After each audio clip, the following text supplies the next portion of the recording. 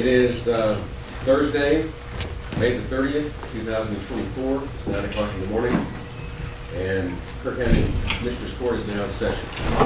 This is a budget workshop, and for those of you at home that are watching this, the public is invited to attend, but these are workshops between the departments and the offices and the court, and we do not receive public input at these workshops. We will receive public input and have discussions and conversations at each of our regular Commissioners Court meetings. And I think the next one is about June 10 or 11, something like that. For this workshop? No. Regular Commissioners Court meeting. 10. And that's when we will be able to receive public input. So as we start in this budget workshop, for those of you that did not get a copy of the attachments to the agenda on Monday, I have a summary in there of what we've done for the last 5 years while I've been in office. As to tax rates, income, the revenues, the expenses, the quote deficit, which is not really a deficit, but an over budgeting problem that I talked about as I explained on Monday, the budget culture, because not 1 year have we had any type of deficit in the 5 years that I've been on the bench. To kind of set the stage of where we are, this is the opportunity where we get a chance, the court gets a chance to hear what the respective asks are from each department in each office. There are 24 elected offices, and there are 17 departments that are included in the budget, so we have input from 41 different groups to tell us what they think the budget ought to be. Just to set the stage, last year our budget was just a hair over $63 million, which included about $13 million, half of which was the Sheriff's Communication System, which were our ARPA funds, and the other half was the Animal Control Facility, Animal Services Facility. And we have to put that in the budget in order to be able to spend the money. So that's why last year's budget was a little over $63 million. I've looked at the compilation of what the asks are from the various departments and offices. And we're about 65.25 million. About 65,287, I think, is what the ask is this year. And so that's where we start. And the first question that I have for everyone is, why are we 2.25 million more this year than last year? And last year included some very unique expenses that we don't expect to be recurring. There was the 25% increase in the Sheriff's Office for the recruit and retain stipend that we needed to get them up to speed. And I'm happy to report, the Sheriff's happy to report, we are up to speed in the Sheriff's Office these days. So what we attempted to do worked. That also included road and bridge. And another $250,000 that we added for elections when we moved it from the tax office to the county clerk's office. So those are not recurring expenses. I'm not looking. Those are now embedded expenses, if you will. So with that, we're going to go through and listen to what every department and office is asking the county to fund. And so that's the purpose of these discussions. And at the end of these first 3 workshops, which will end in about mid-June, I will review what we've heard and put together my proposed budget. And it may include all of your asks, or a portion of your asks. We'll see what that looks like. And then the court will look at what I proposed and what you've asked for and decide what the budget's going to be. That's the process. So, with that, Judge, if I may, a couple of these you did bring up, I think it's good for the public to know. One, sure. We have a number of dedicated funds. Yeah. And it's part of the budget, but those funds can only be used for specific purposes. And one of the, or probably the biggest of all of the dedicated funds, road and bridge. Right. That's a separate whole accounting system, and a separate tax rate goes to road and bridge. And we frequently, that one department usually runs a deficit, and we take funds from the general fund and put into that department. So we don't have trying to just force out fiscally responsible to do that. And then the other thing is, while you're correct in that the sheriff's increase, the road and bridge increase, and salaries is built into the budget, but it was built into ARPA funds, and it's getting ready to get built into the general fund. And that will have an impact on the tax rate. Maybe not the dollars, but the tax rate. That is very salient. Distinction. Last year, we figured out a way to use our ARPA funds to pay for that. Now we have to put it in the budget, in our budget. So it doesn't increase the budget, but it increases where it comes from. Well, but it means that we're going to have to pay for it out of tax revenue. Right. That's what it means.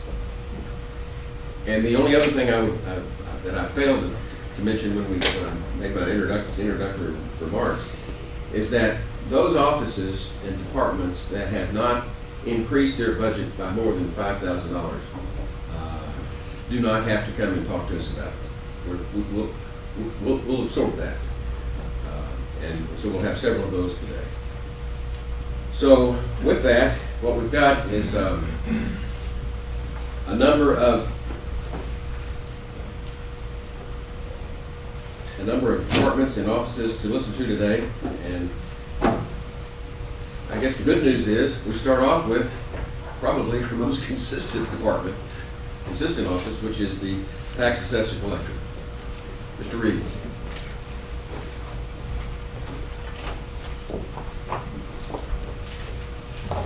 Commissioners, Judge, good morning. I submitted my budget to the judge in the manner required. I also included a cover letter, which I placed in a copy of in each one of your boxes earlier this week.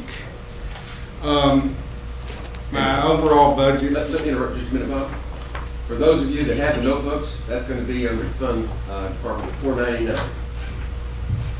So if you're looking for it, that's where it is. Go ahead, I'm sorry. It's all right, Judge. My overall budget, not looking at payroll or the roll-ups, but the day-to-day operating expenses is relatively neutral, actually showing a slight decrease. The line items that I am requesting increases and I feel are justified. Line item 105, which is bonds and insurance.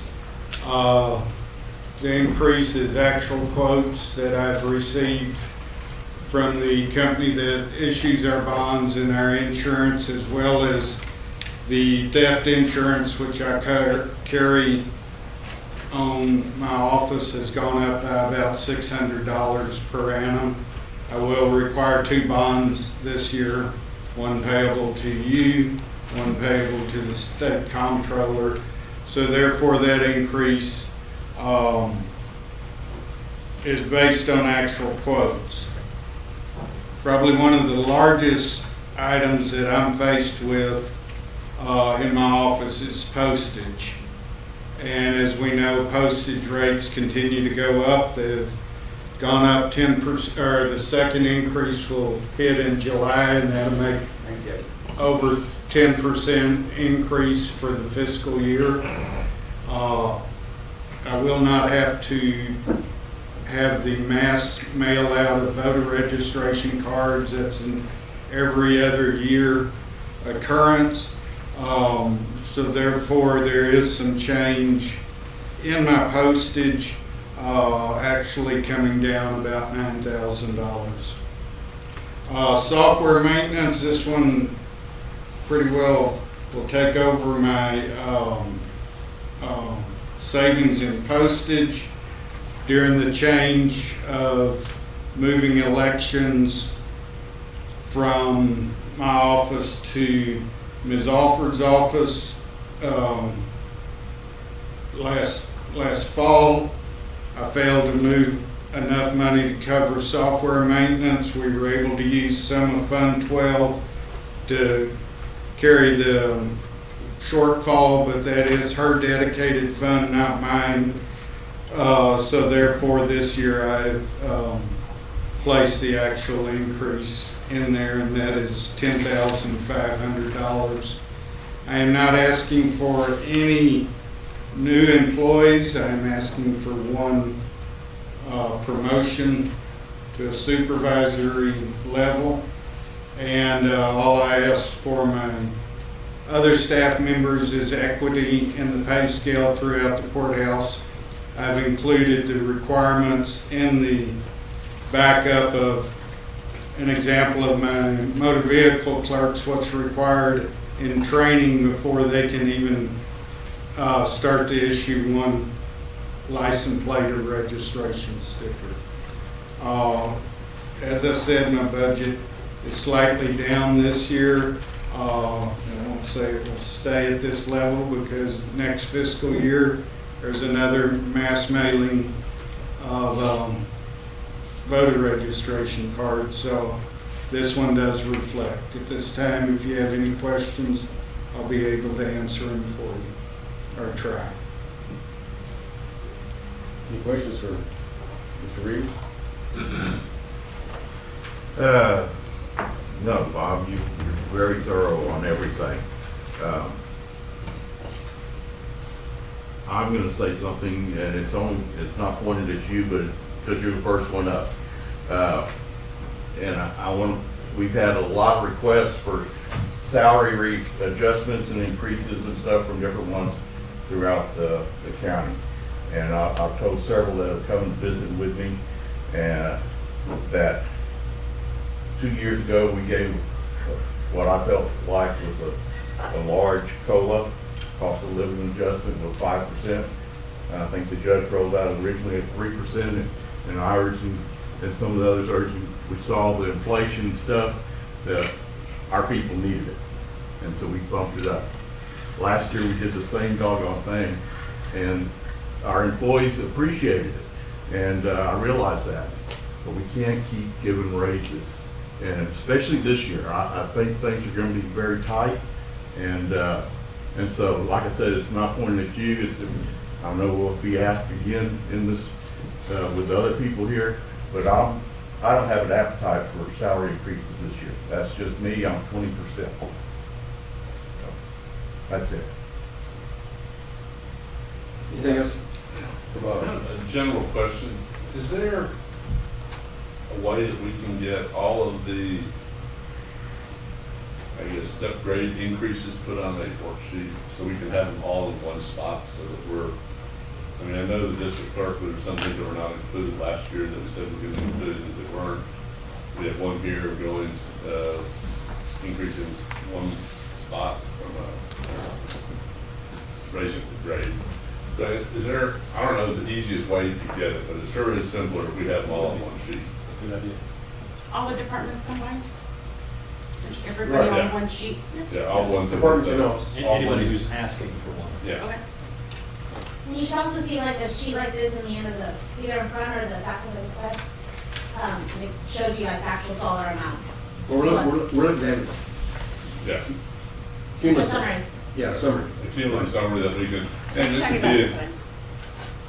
It's a short one. Each one has individual for each it department. doesn't have to be right now. It maybe keep track of it so by the time we start really making decisions, we can. For the next Got it. workshop. I see it now. We can have that. So, to briefly summarize, Bob, you've lowered your budget request. You've asked for an increase in salary for somebody to be in a more supervisory role in your office after losing Nadine. The only thing you request is if we're going to start adjusting salaries, that there be parity, that your people be treated the same as everybody else. That is correct. Sounds reasonable to me. Well, thank you, Bob. I think you've done a great job of kind of summarizing and expressing what the needs are, and I applaud you for that. Thank you. You make my job easier. Thank you. I think they're all done this way. I don't know. We could pull. It's a good start. We could pull all these out. Well, we're asking, Well, we don't really need to today. we're looking to get a summary. The summary sheets, well, I don't have. Of all these. Yeah, got it. So we don't have individual pages. Gotcha. Okay. May I Thank be you. excused, Judge? You You may certainly be excused. Thank you for your service. Escape while you can. You were first. Okay. The Ag Extension Office is not appearing today. They have not adjusted their budget more than $5,000. So now we move on to the county jail, That's Department 512. 512. They're not planning to adjust their budget, are they? Well, we need to talk about the jail. That's one of the biggest functions of the county, is the jail. Yes. Being sarcastic. All right? Yes, sir. All right. This is kind of the approach I'm gonna take. I'm gonna hit, the jail wasn't too bad, but the items would stick out to me rather large. We were able to go in here and decrease some items, but, and this is gonna be ditto and applied to both the jail and the sheriff's office, what we call our overtime and our holiday pay. Those are quite substantial in both departments that we're having to pick up this year. Prior to me getting into office, there's always been positions open. This time last year, there was about 13 positions open. Those salaries were always, I always thought that was salary savings for me to be able to use that, and I soon found out that's not how that works. But those salaries went towards overtime and holiday pay. I believe I had $100,000 that was in one item, and I had split it between the jail and the sheriff's office. We got that split up last year. But it just wasn't enough funds. The recruit retention package, which we'll talk when we get into the sheriff's office budget, has worked. It's worked very well. And with that being said, we didn't put in there that the 25% increase in the overtime and holiday pay that has to be observed. So when I tell you I had 13 positions last year, now that wasn't all year, but I had positions at the whole time, where today I have 2 and I'm filling them next week, is that what we're doing is those salary savings, like say 13 positions, that's $585,000. That money, what I'm trying to tell you all is it was always been able to be found. Where today being full, that's not possible anymore. I need to put it in the budget. Once I put it in the budget, it will be there from this day forward. And that is put in there at full staff, which, like I said, the sheriff's office side has stayed full this last year. The jail is just one of those things. I say you're always going to have 1 or 2 openings. For a while we were full, but you can average 1 or 2 openings all the time, which, like I said, I'll go fill those. So those are the 2 biggest ones on the jail. Other things, as I have numerous contracts, maintenance contracts that go up anywhere. They're more in the 4 and 5% range. We can talk about my medical services with WellPath. Let me give you an example. That one's a little over $1 million. They submitted a 5.5% increase to me. I had a Zoom meeting yesterday. I said I'm not going to pay that. Pay 4.5. Go back and tell your boss. So we're still in negotiations. I did put the 5.5 in here. I'm waiting to hear back from them on that. The 5.5%, that's a $61,000 increase, which is out of my hands. You know what I mean? So some of these are kind of out of my control. Property insurance and stuff like that. But as far as the sheriff's office, the big one would be the overtime, holiday pay, and the medical services contract. But I'll be happy to answer any questions on this jail budget. I did be able to decrease the meals. We decreased $24,000 out of meals.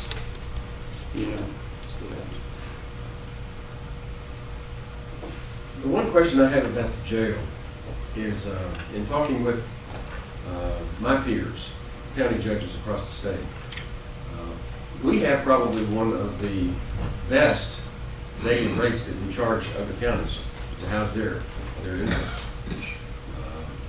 Is there any possibility of reconsidering that? As far as raising it? Yeah. I mean, we're suffering inflation, we all know that, and the meals are costing more. The employees are costing more. Tanny, the auditor, has spoken to me about that. That's out there. I just raised it 2 years ago. I know. But look what's happened in 2 years. If you're right, if I did, I'm negotiating right now with Bear County, which is pretty rough to do. Because Medina County, just so y'all know, Medina County and Kendall County have opened up. That is the biggest majority of what we were holding. So that does hurt. This is going to be a bad month, but working with Bear County, just a lot of red tape to be able. What do you mean opened up? They remodeled and added on. Okay. So for a couple of years, a year and a half, where we've been housing them, that's where we've been bringing in that $100,000 a month. Which this won't be like that this month, but I did pick up some extra females out of Kendall County, 12. So anyway, we were out there looking. Bear County said, we can give you everything we want. That was it. That was at that rate. If I was going to do that, I definitely want to tell that during a budget season. Well, that's why I bring it up. Sure. Just had a discussion. What can we do? Did we put an escalator in our contract? based on a certain? Probably could. Doing a similar other contract? You know, they house in Burnett now. You know, it's just, we're kind of asking them to house here, they don't have to, you know what I mean? But I'll be happy to do whatever y'all want to do. I can't promise we'll still get them. Well, it's not that I want to do anything. I'm looking for revenues and expenses. That's what budget is about. Right. And that is a source of revenue. It's been a very, very lucrative Yes, source of yes. revenue for us, and that's appreciated. That was a good idea back when we built this Correct. this size. But here we are in the middle of changing times, Mhm. and I know we raised the rate a couple of years ago, Right. but it was very modest even back then. It was. Yes, sir. So I'm just asking you to take a look at Okay. it so we can talk about it. I'll do that. I'll do that while I think Jason's headed out of the contract now. I don't know. Okay. Okay, well, we'll look at that and see where it's at. We'll ask them. Do you know what your annual revenue is from housing? It's been a little bit over $1 million, and we had some really good month up to this year. It has, but you know, May's not gonna be good. But other than that, they've been good. So, It didn't show in his budget. Because it's revenue. Yeah. We don't show it revenue. We don't show expenses. revenue. These are all expenditures. I try to aim for What's that, $1 million. $1 million a year? My goal is to aim for $1 million a year.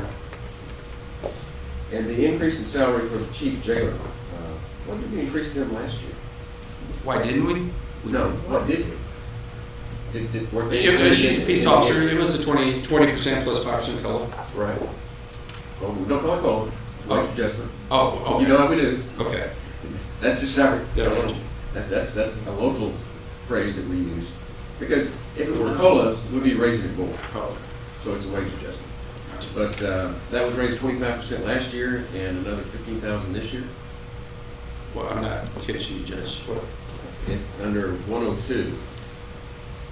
Chief jailer salary from 90. It went up because I've already moved the money that was in ARPA back to the respective jail lines.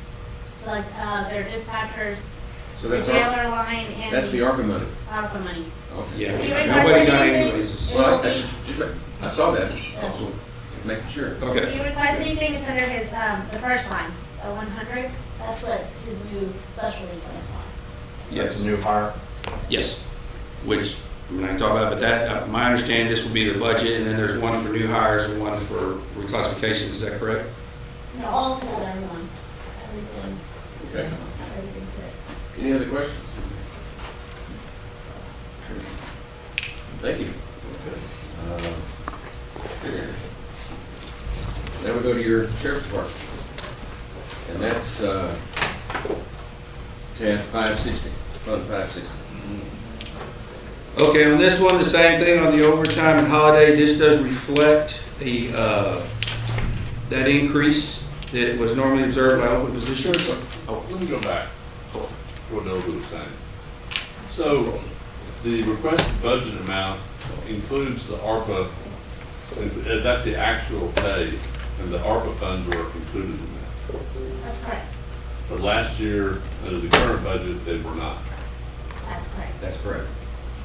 So like the jailer went up about almost 10,000 for the 20% increase, or 20 and the 5. I guess, why doesn't it show it for the last current year? Because it was split between Fund 10 and Fund 30. It's charged to the ARPA funds in the current year, But aren't we using the ARPA funds? not No. for salaries. So No, okay. ARPA, Not this year. yeah. None of it? Okay. Yeah, that's something important for everybody to understand, is that the ARPA funds that were used in sheriff's office, road and bridge, what have you, are not recurring in this budget cycle. No, it's 822. They're in our budget now. This is tax money that's paying, our tax money that's paying for that. And the reason is because we have to obligate everything by December the 31st of the current year in order to be spent 2 years from now. And so the rules have changed, and they're saying we would need an MOU or something like that. And there's probably other projects that we can use rather than trying to figure out what an MOU between Commissioner's Court and the Sheriff's Office not to apply? Well, it's so that you, the employees, and the public understand, the ARPA funds have strings attached. We knew that going into it. We're working with GrantWorks to make sure that all strings are properly connected. And GrantWorks is telling us that we have to have them obligated by year end. And the funds that we were able to use last year, we're not able to use next year. So that goes back into our budget rather than being paid out of ARPA. We paid salary supplements out of ARPA, we paid it out of SB 22. We have all these different revenue sources that we've used to get where we are. And some of those are not recurring this year. So that's just what it is. But we do have plenty of other dibs for the ARPA funds that we have left, roughly 320. Oh, yeah, we have a lot of asks for There'll be a that. lot of competition for And, Yes. and a limited amount. some of that on the 325,000, it will surprise me if we spend everything that is obligated right now for the salary lines. So there's going to be some play in that number that we won't know until the end of this year. I mean, you've got open positions, so that's what Right. makes So the changes. if we don't know until the end of the year, is there a way that we can put an expenditure, put it in contingency or something like that so that it doesn't get lost, because it's not in the budget, we can't spend it? To me, the way to handle it is to over obligate. We do have, like right now, about 600,000 in interest, and that's today. And so to me, you over obligate and use the interest to make sure that you're gonna cover, Okay. you know, we may budget for 500,000, but maybe that would be enough. And we'll come up with estimates, we're just not quite ready yet. And to explain what she's talking about, curiously, the ARPA funds themselves have certain strings. The interest that we've made off the ARPA funds, no strings. Right. Don't ask me why, but that's the way it is. So we can use the interest. Different strings, isn't it? No. Well, we would still have to follow the county's rules, so there's still procurement rules and that type of thing that will need to be followed. Then, one more question, then, are the SB 22, are those funds included in the total salary request, or are they carried on another fund? They're still in Fund 76, which I think he said to talk about later. He received 500,000, and we're still showing those being paid with salaries. So, But the other office, SB 22 funds, they control, right? The prosecutors control theirs. There are different rules for the sheriff's office than there are for the prosecutors. no, I guess my point is that the salary line items in certain offices are not the actual salaries in our general fund budget. That's correct. Correct. That is But correct. they never are at this time of year because we don't know what your wage increase is gonna be. We always just pull forward whatever's there until we end up closer to the end of the year, and y'all make the decision on what the wage adjustment is. Right. We'd be changing them. Yeah, I understand that part of it, but it's just that even at the end of the day, the SB 22 and some of these other special funds, they're not included on the salary line item for certain departments. Correct. And it's just, I'm just bringing it up really for tracking long-term. All of a sudden, there's gonna be big swings potentially in salary line items. Yep. And it's because of various funds. But the sheriff's office, SB 22 fund, is a whole lot clearer. What we get to do. Oh, yeah, yeah, Which absolutely. we appreciate. Yeah. And we expect those to be renewed. Yes, sir. This coming year. We know for next year, the 2 year money is plan, yes. definitely there, so there can't be any changes this year. Okay. All right, thank you. Ready On for Fund 560. Okay. So make sure it's clear. So we're covering positions, classifications. There's no other meetings. So, yeah, positions, reclassifications, and capital outlay. All right. So Judge, as you mentioned, the recruit retention package worked very well. We're full, and so in this budget here in the sheriff's office, wasn't much, but I was able to reduce the employee medical exams and the testing materials. Employee medical exam consists of drug testing, physical testing, and psychological testing. because we are full, we're not hiring as many as able to. The bad news with that is that what increases, well, my ammo use, my training, which I did increase the training budget, but also the bulletproof vest. If you're full and you use more uniforms, so that went up slightly. But it is good to be full. Whenever I talk to other sheriffs and chiefs, and bear in mind we don't make the highest salary in the region, but we are full, so that's really good to have. I think we're serving the public very well. Everybody's out there beating the pavement. One of the big red flags we can talk about is my vehicle program. She said capital outlay, that it took a huge jump. I'll be up front with y'all, it did. I'll explain that to y'all. In the last 15 months, I've said many times, I went through 8 transmissions, 2 engines, a bunch of tires.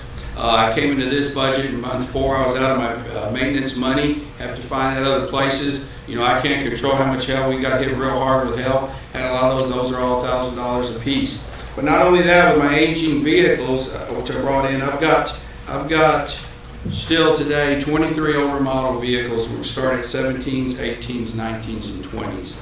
I'm trying to get my program up on a 4-year rotation. I feel that's best. They're still under manufacturer warranty on the powertrain.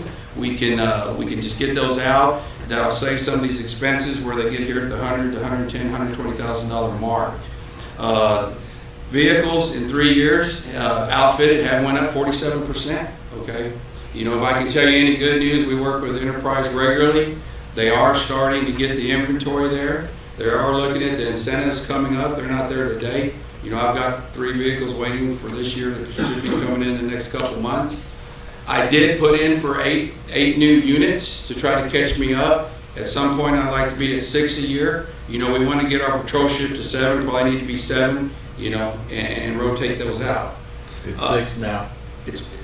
Yeah, it is. Well, we started our first shift with 7, and then I'll talk about the new deputy I'm asking for. We want to get to, when I talk about that, I look at Kendall County, and we're very similar to Gillespie. They're running 7 guys per shift, working to 10. I don't see that happening. But I want to get to 7. I really need that out there, because when I say 7, you don't ever have 7. But now the PTO time taking off training, vacation stuff you don't have. We're good to have 6.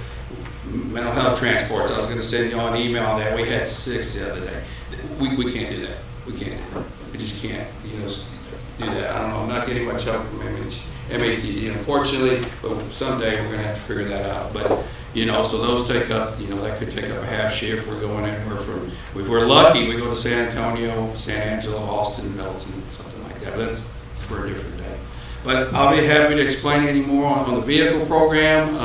That is a hard hit. That's what I feel I need to submit with y'all, but I'll be more than happy to visit. My program is, or that we just pay on the maintenance side. I did raise it up a little bit on the maintenance side, only because, like I said, I ran out in the first 4 months this year.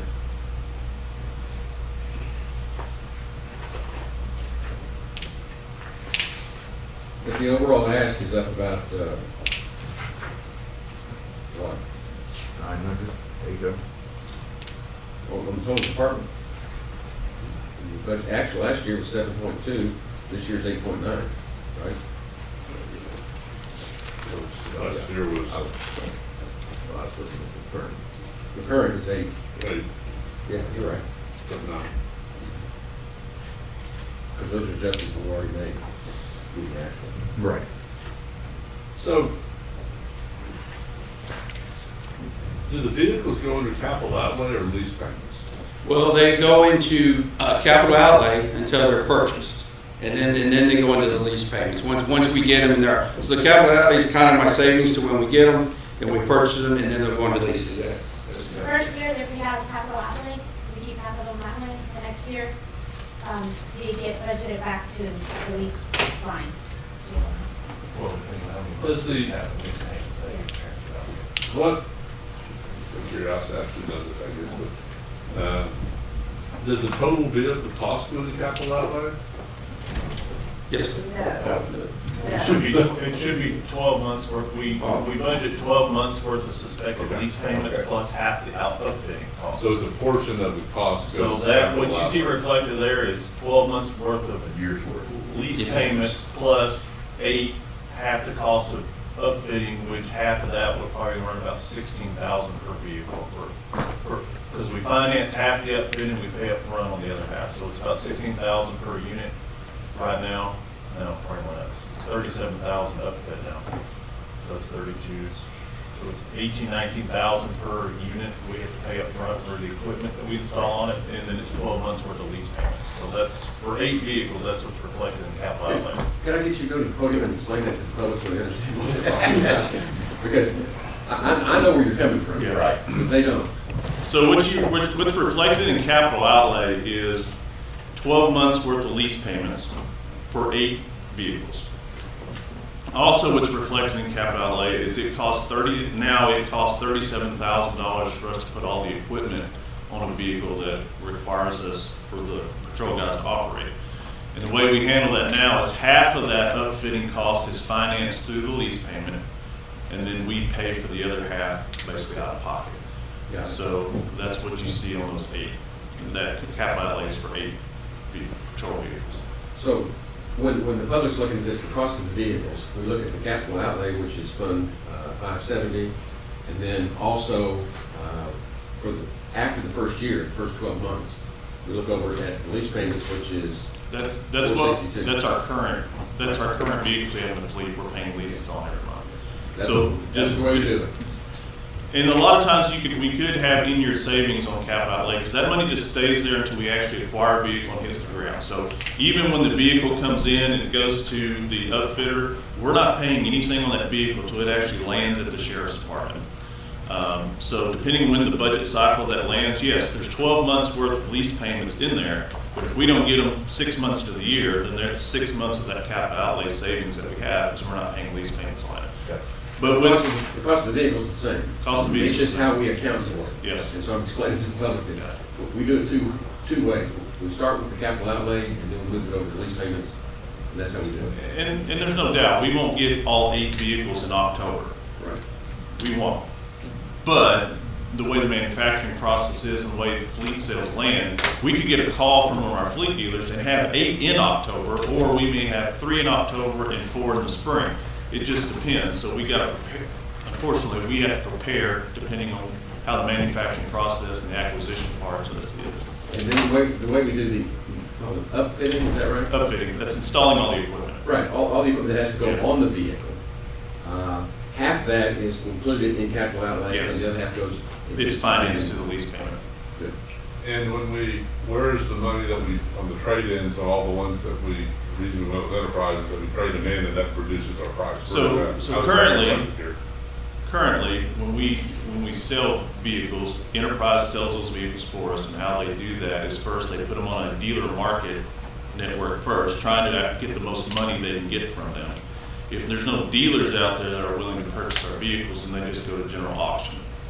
Once those are sold, those proceeds now just a check is issued, and this budget cycle they're being just deposited into the general fund as revenue. And that's not reflected on what we're looking at. That's not reflected on what. That's a source of revenue.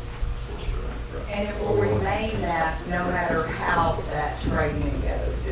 Per generally accepted accounting principles, whatever that vehicle is sold, we must show it on the revenue side. Jason, we're just dealing with expenses right now, we're not dealing with revenues. Yes. Okay. Is it, I'm just thinking of what we did last commissioner's court. I don't mean to get off track here, but the Road and Bridge bought a new piece of equipment and there was a trade-in allowance, and that's the same as so if the vehicles are traded in and we don't get money, then it goes against the lease payments or off the capital outlay, I guess. It's different because you're talking lease vehicles versus capital items. Everything that Road and Bridge has is a capital item. We have paid 100% for that item. For the vehicles, we're only leasing those. And we do get that money back, but we pay 100% for the vehicle regardless. But it's accounting rules, and we have to follow them. To make it a little bit more confusing, we say lease payments, but it's not a normal lease, like you would go to a dealership and lease a vehicle and you get so many miles a year to drive, and at the end of that, if we kept these Tahoes for the full amount of what is leased, basically we'll own the vehicle at the end of that if we decide to keep it. We finance the full amount of the vehicle.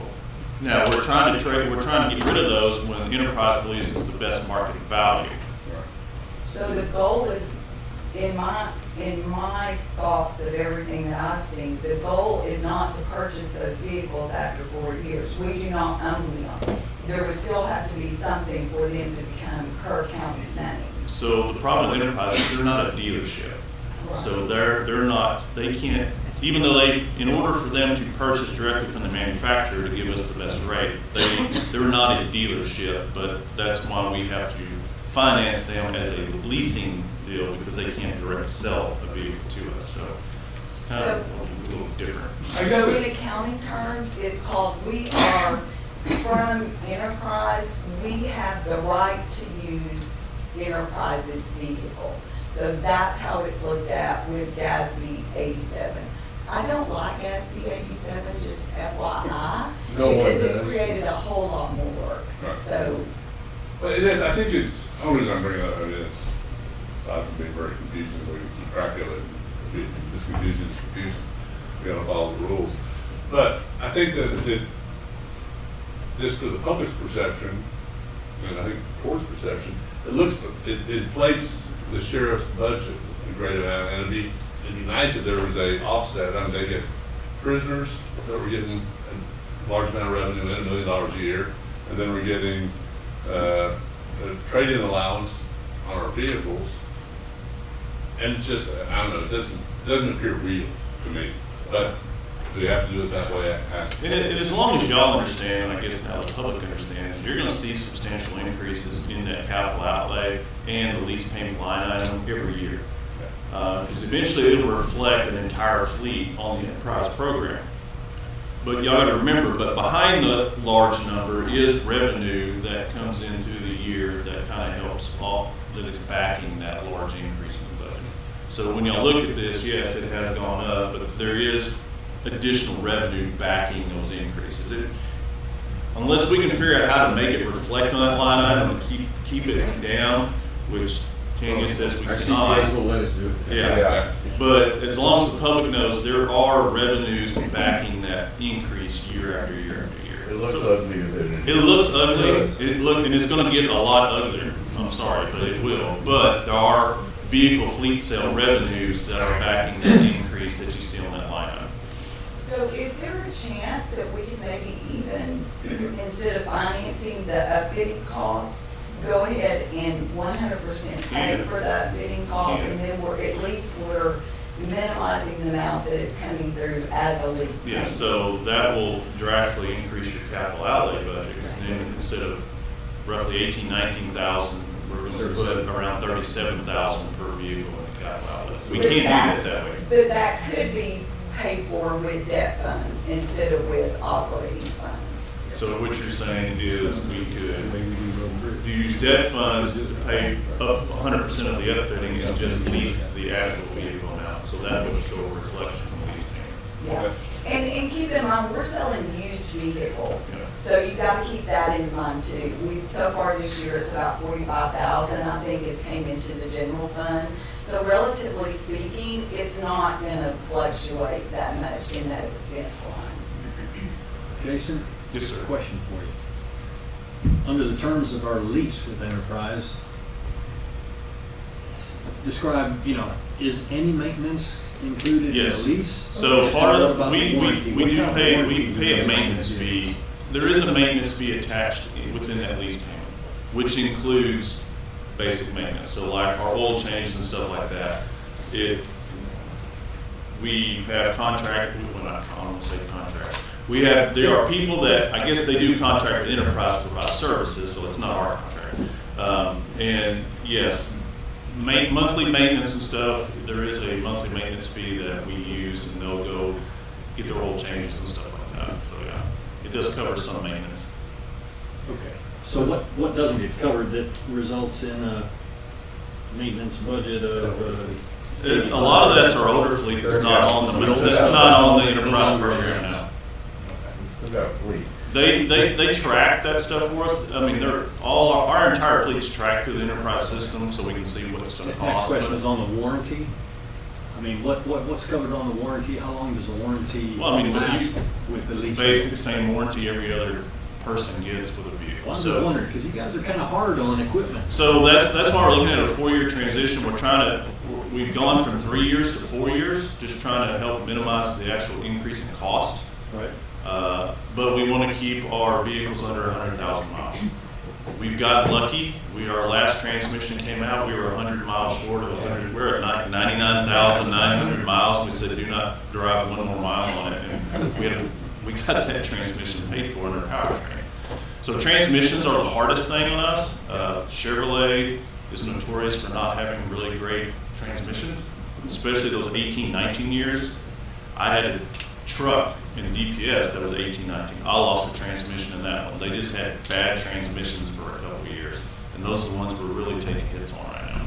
So, and if we can keep them under 100,000 miles, they're covered under powertrain. So that's a $6,000 to $7,000 expense per vehicle that we can try to maintain. Keep them under 100,000, also increase the trading value. Increase the trading value. Sale value. And we've seen that. I mean, we've talked about the fleet that our one vehicle got totaled. We purchased that vehicle at roughly $37,000. Of course, there were government incentives on that Tahoe at the time, and the insurance payout on it was roughly a little over $42,000. So there was actually a market increase in the value of that vehicle, and that vehicle was set to be traded in too. So I mean, you see that depending on the market, there can actually be increased values from the original price.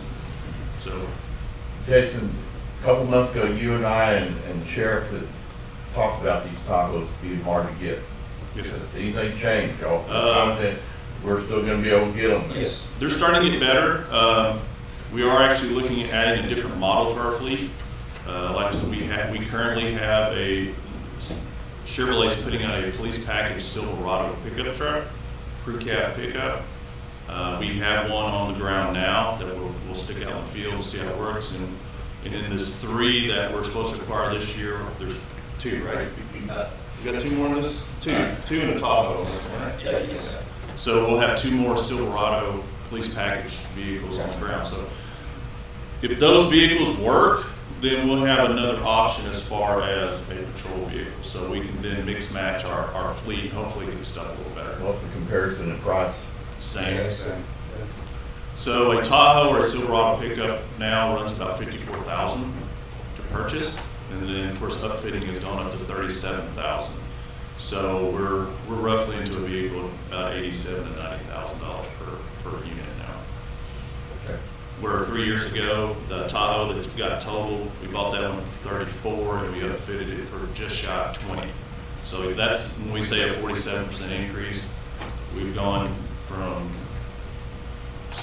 roughly $60,000 to a little over $80,000, for upfitting and purchase of Tahoe. I'll throw my numbers around.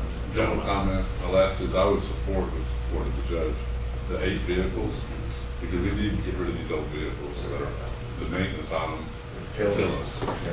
So that's what we're looking at. Hopefully that maintenance line item can drop dramatically once we kind of have under a maintenance program. Don't worry about powertrain warranties, engine issues and stuff like that. I mean, that did kill us this year, so. And the sheriff is very diligent about every time there's a thunderstorm comes through, we're driving vehicles to the ag barn about 3 times a week.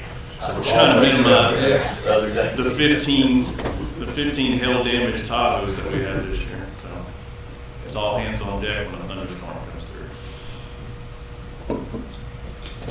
I would like to kind of take another look at what it would look like if we kind of go more with the road and bridge model, purchase and finance as opposed to the lease.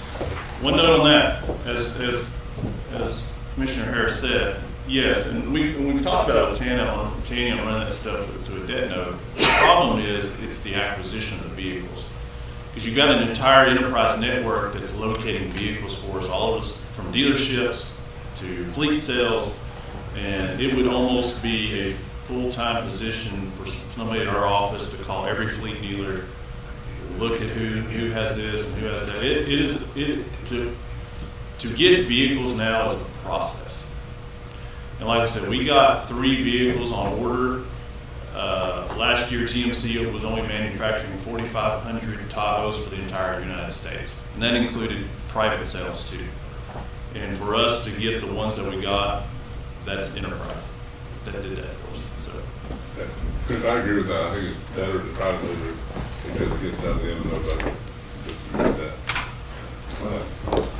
Yeah, but it's very problematic, so. Yeah, I What I'm understand. hearing. I'm just saying that we should look at it, and who else is out there? Is there any way that Enterprise could continue to support it without leasing them to us? No, That's their business. That's their business. Yeah. And they make, and relatively, they make very little. Yeah, we went down that same track, so. Yeah. We've been there, done that. And what I'd like to share with the court while we're on and the public is I know it's a big ask, but I feel I've done my part to share to find other ways. I brought in $1 million a year for the last 3 years. In this last year, I have purchased, which you can count it or not, that Bearcat at $319,000. You know, I would never come to the court for that. I have purchased 3 other units at $80,000 apiece, $240,000. I purchased 2 OLS out of OLS funds. I purchased out of my commissary $80,000 Suburban because that transmission went out and it was wore out. I bought a seized out of my seizure funds. I bought a Tahoe $35,000 that was worth $100,000+. So I really feel I've done my part. That is, you know, before we want to count the Bearcat, other vehicles I brought in my fleet at no cost to the county. I understand. And But right now, we're trying to figure out expenses. And in this sheriff's budget, I do have, at the top, I didn't know we were covering all of them, but I'm prepared, a deputy. Like I've talked to the court for a few years now, I am trying to, you know, at 1 deputy, it's gonna take me, you know, well, I've got one, it's taking me 4 more years to get it 7 deputies. But, you know, I feel that's where we need to be to kind of handle the call of mental health transports in today's crime. So in that is 1 for 1 deputy. Which is new hire, top. Okay, anything else for the sheriff? This is the sheriff's department, go to sheriff's annex next. Yes. We're ready. Okay.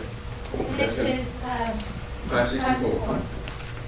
Yes, slight increase of that of 5%. Utilities, you know, utilities cover, you know, electric, the water and water services. It's kind of hard to say, well, you know, how much electricity you use. Seems like it's getting hotter nowadays, but there's a slight increase there. Any questions about that? Very good. One more. The Mines of Health and Emergency Services. That's 630. That's emergency management. I'll give you some good news. I went down a little bit on that one. Not much, but yeah, we went down. That's about 10,000. So, and then I dropped down. I'll come back up to the sheriff's office grants. Right. yes. Okay. Or, you wanna go ahead and do them, or Which ones? his grants? He has, Fund 76, Okay.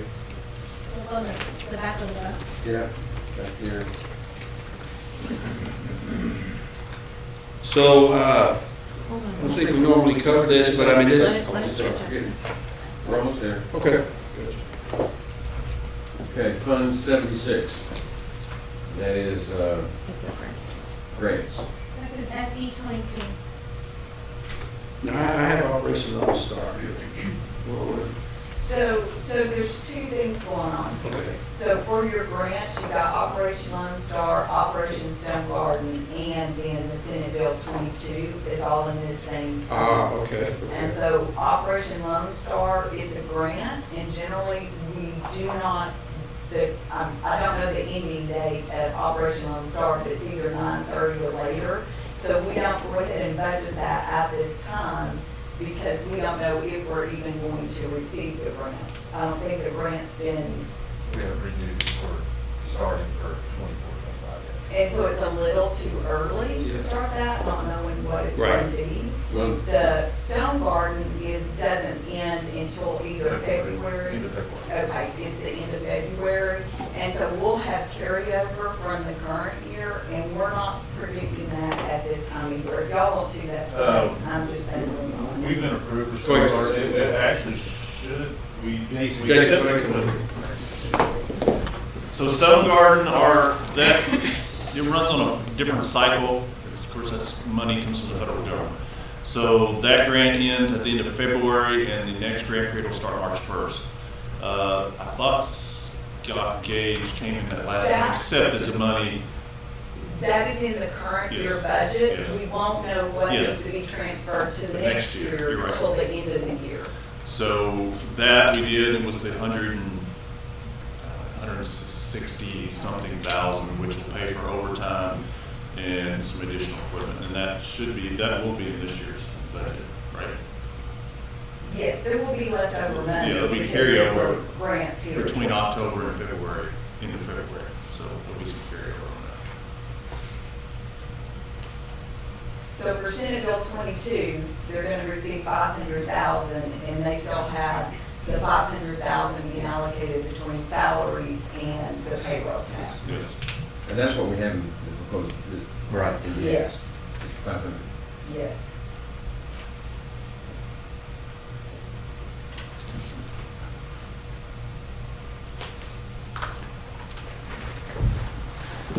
Any questions about that? Then, that was Fund 76. We've got, the next one is the donation Fund 72.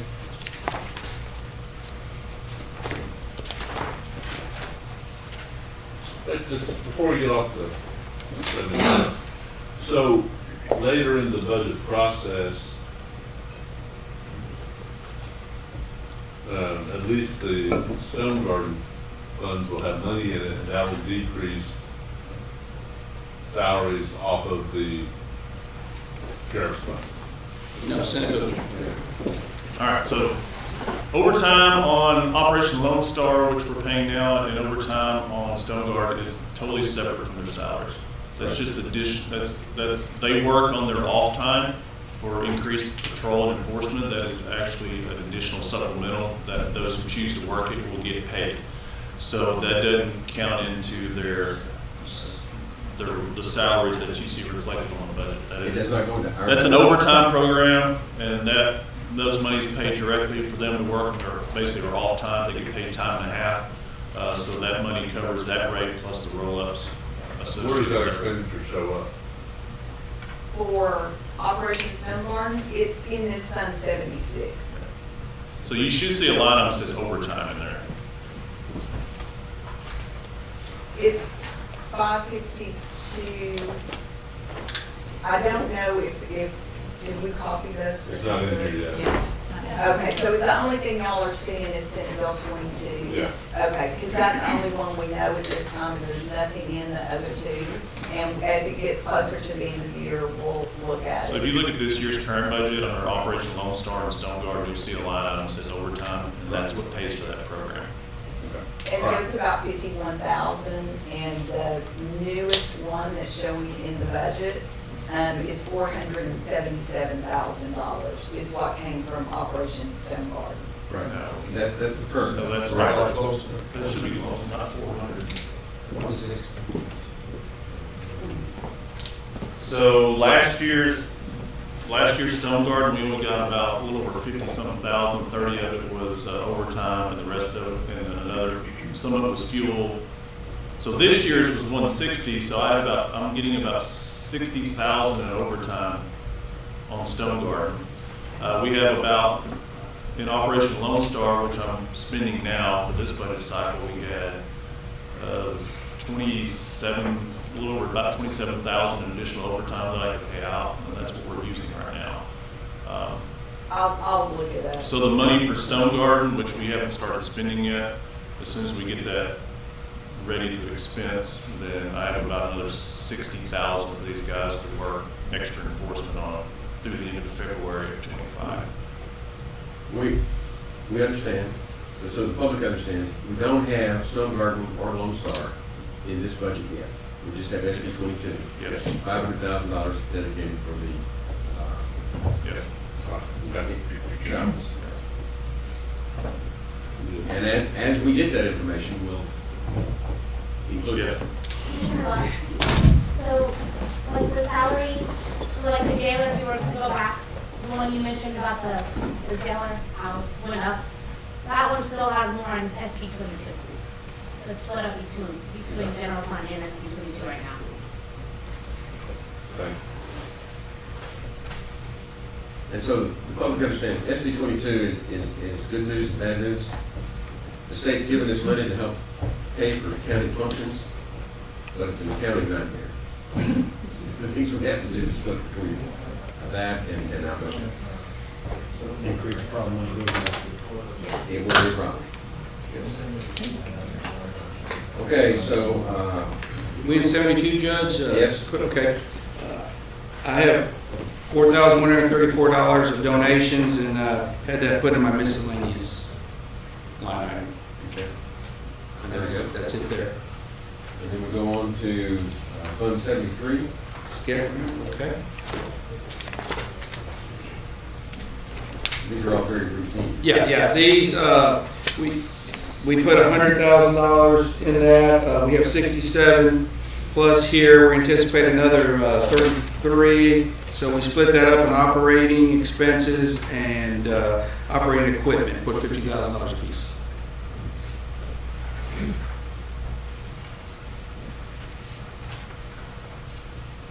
And then the next one is 82.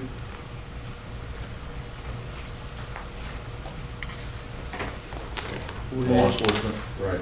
So, I'm sorry, y'all have me up about, short, okay, 59. Oh, wait. Well, yeah, that's 50. Chapter 59, it's Fund 82. Oh, okay. Yeah, chapter 59, season. Chapter 59. I have it here if you need it. No, okay, let me get over there. Okay, got you, okay. Basically, at $74,000, are y'all on it? Yeah. I just kind of broke that up between the different line items. Just, Very routine. okay, yes, sir. Okay, that goes on now. I think that's got you then. Well, I think I do a little bit of talking on ARP, I'm not sure, but we'll wing it. 30? Okay, Fund 30. Yes, I might need some help, Tammy, on this. Fund 30 and, within Fund 30, you'll record 654. Say what? In Fund 30, the tab Fund 30, Yeah. you'll have to flip through pages to, within Fund 30, there's our department 654.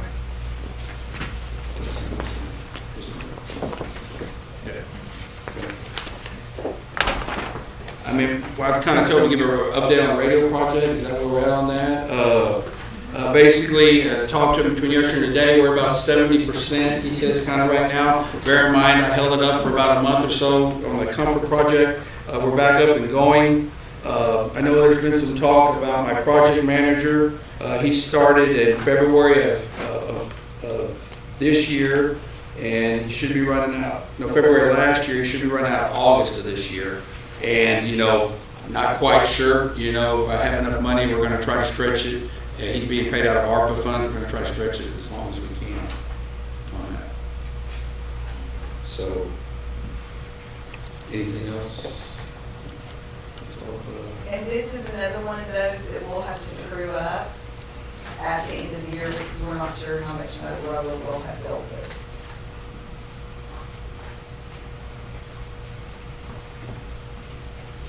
Okay. Anything else with the sheriff's office? Yeah, Leosi, Fund 77? 77? Yes, sir. Kind of like you said, routine, have $15,000, $15,950 that I. As we start from sheriff, explain what LEOC stands for, an acronym. Law enforcement. Law enforcement office. I've looked this Look up. at that by now. Let's look at it. Been an acronym so long, nobody knows. Yeah. I looked it up and I always forget. They get it every year. Yes, it's a, And this is, Well, that's pretty simple. Law enforcement officer standards and education fund. got it. which I took that money and put it in the sheriff training fund, $15,950. The constables also share in this Right. fund. Okay. Anything else? One more, sir, courthouse security, 29. Okay. The only one I went up, which is kind of out of my control, is the maintenance contracts. Like I said, they normally have a 3.5% to 5%, but kind of took that up from the 45,000 to 47,520. That wasn't just because of the contract increases, yearly increases. And that will complete my part. Okay. You tired? Yes. Let's take a break. Take a minute recess.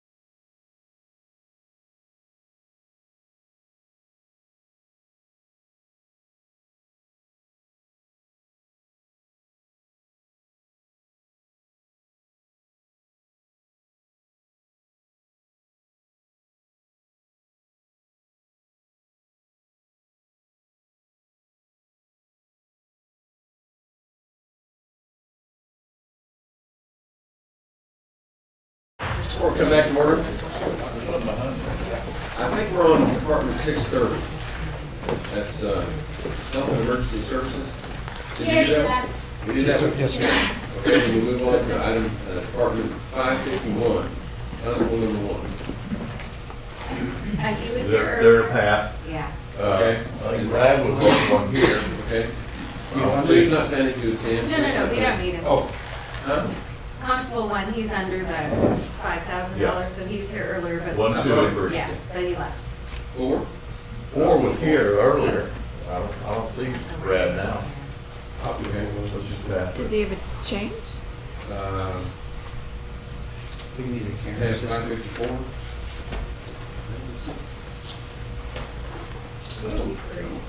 No? Brad should. No? His current budget is under 4,000 and he's requested 96,000. Oh, he went down. That's You went down. That's why. Okay, We'll take it right over there. No, that's right. Okay, then we move on to Department 408, Information Technology.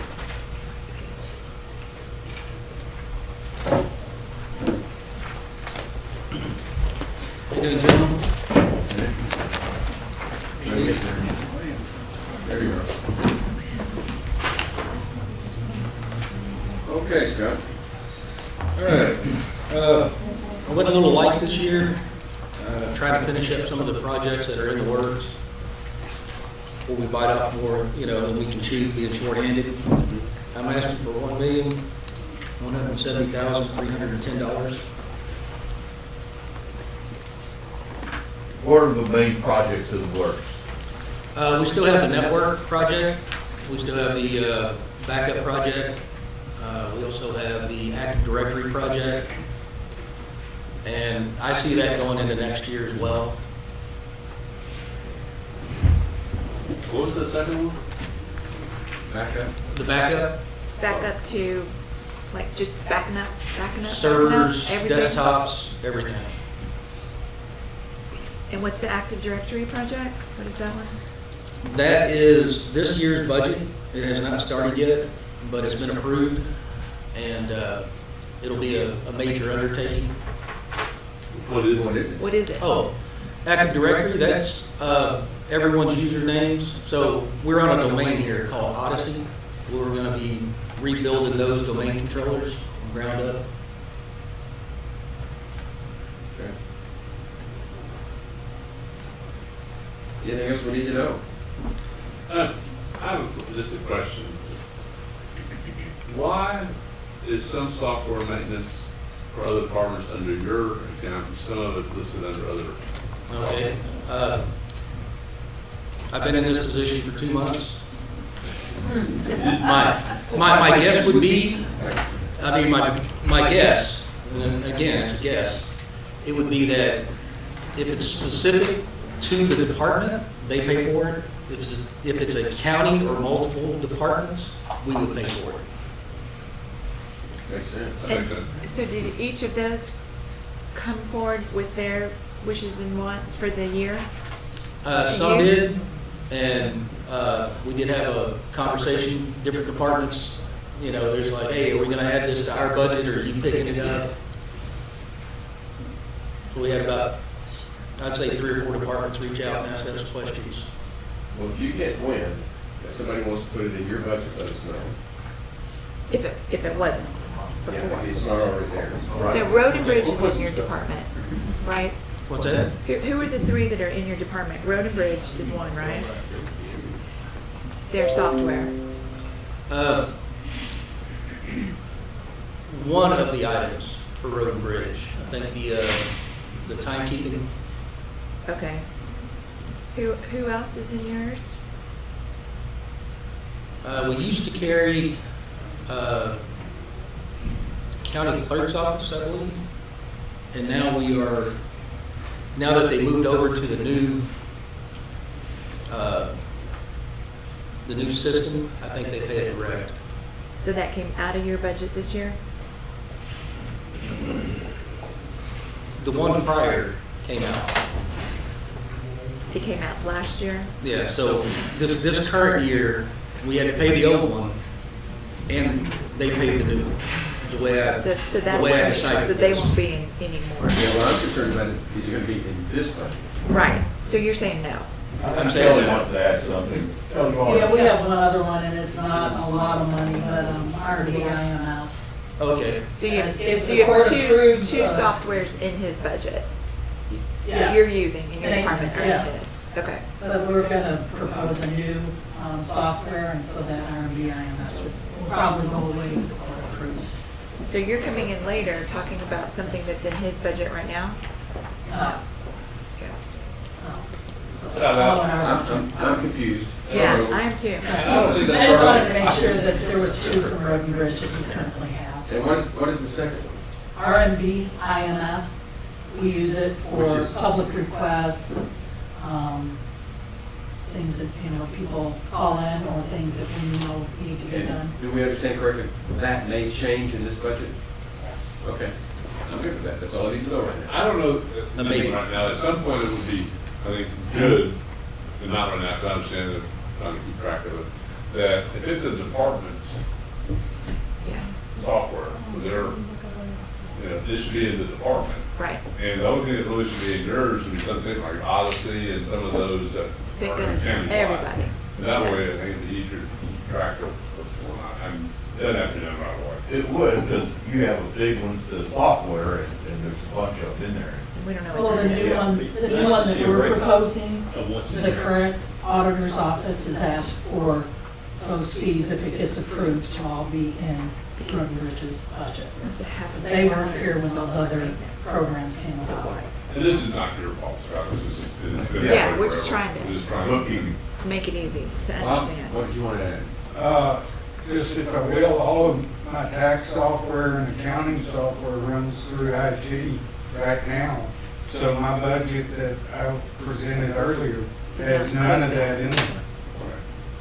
So, Is it in this though? It's in this budget. yes, I sent it to him, but when I was listening, he was saying that it should have been in ours, so I just. We're not fussing at anybody, No, no, we're just no. trying to know where it is. In the future, It would be really handy if we get one statement that lists all the software that's utilized by the county and then itemize which is IT versus a specific department.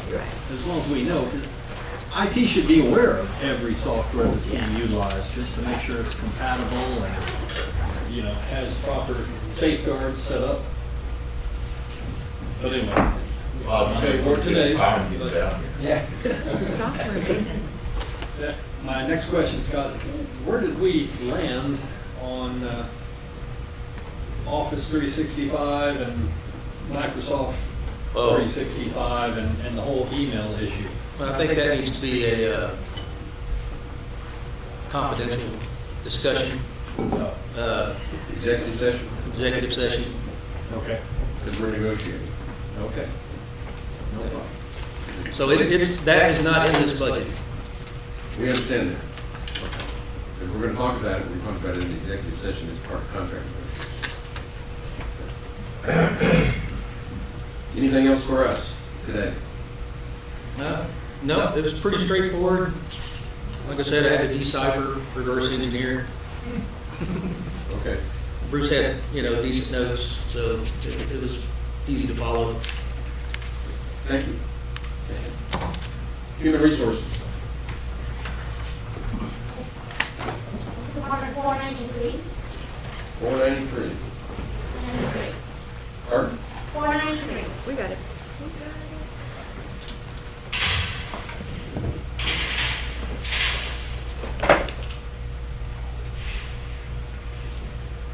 Okay, Ms. Spata.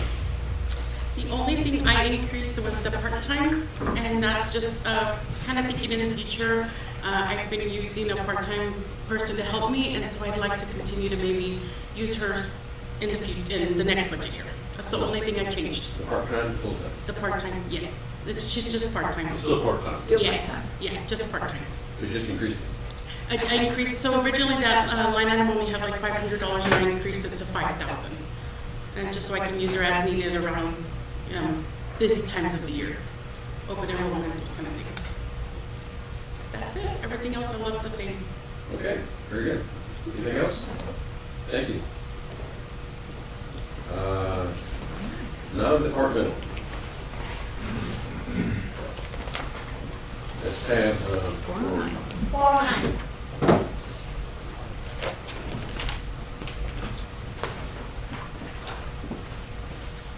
So who's gonna stand up? A lot of these are just accumulations of items that are not part of individual. Sylvia may want to discuss, we do have longevity and the employee dental and health insurance. The increases that we're looking at for health and dental is about 85,000. Next year's longevity pay, and this is including roll-ups, looks to be about 149,000. There was a projected decrease in the retiree health insurance. We changed the way we're no longer paying for people that are over 65 on their retiree insurance, and so that was why that decrease happened. Is that because they get Medicare? Right. Yes. Okay.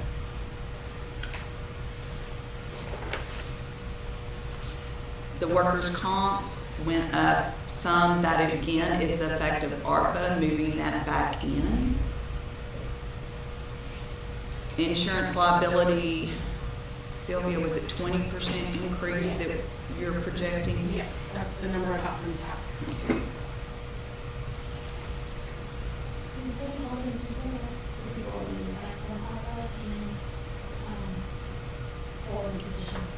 Okay, yeah, the 85,000 for the employee health and dental is the moving back from ARPA and then the 4 new positions.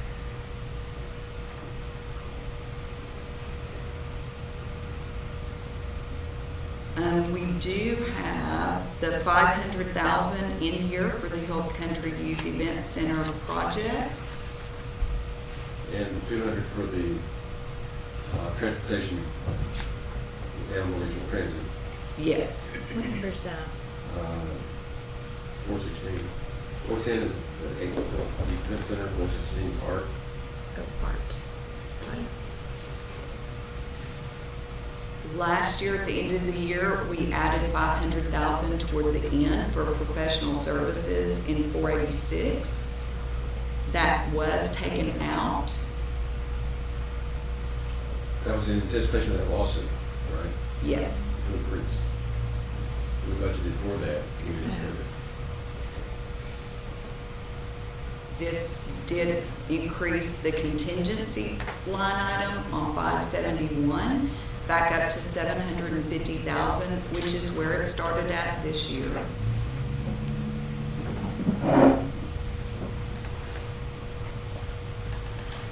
And again, hopefully that's an over budget. Yes. But if it's not, we have it.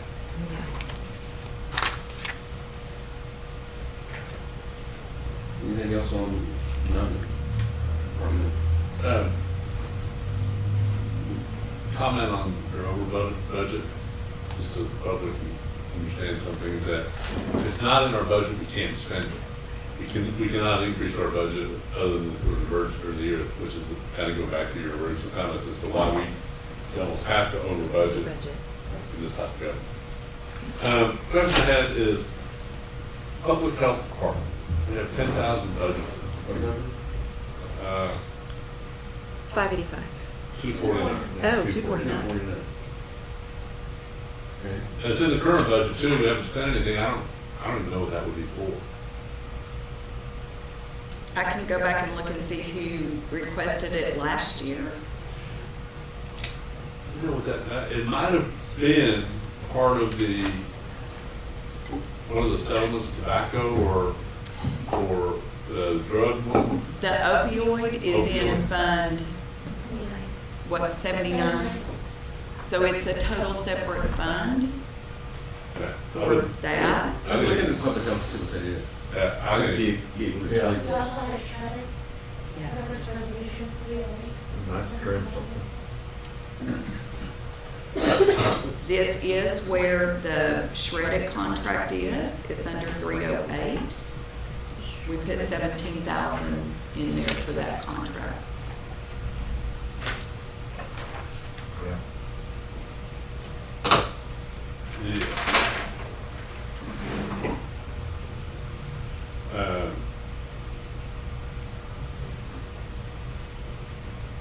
The other item, and this looks like we're spending the current budget, so I don't know that it may just be a court action issue. Offer burial and autopsy inquest. That number covers the transport fees, right? The autopsy inquest. Correct. And I was asked probably 6 months ago to look at that, maybe longer. We haven't changed those numbers. Well, autopsies are a lot more expensive than they used to be. Yeah, but we haven't changed those numbers from the transit, from the local transport fees for, and body bags and all that. I want to say probably 15 years. So anyway, And something we probably need to look at, because one of the people contacted me. Anyway, I'll put that on agenda. It's agenda item whether to change those fees, but that may have a slight impact. Yeah. They're wanting more money. Yeah. They want to at least cover their costs. And so that, Jonathan, does have its own line. It's 403, first call transport. That's what that is? Yes. I wasn't sure which line item it was.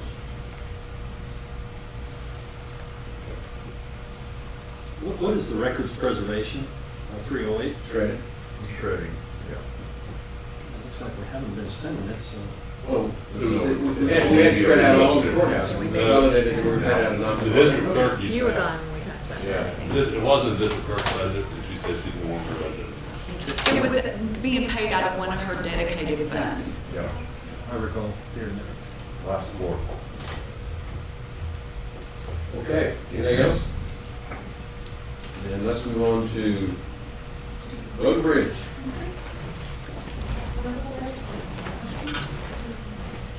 So that's, 515, 612.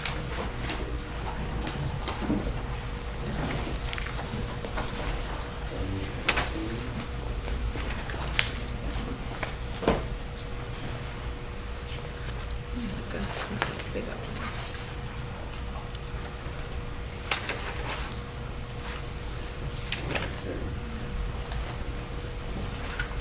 Okay, where do we want to start?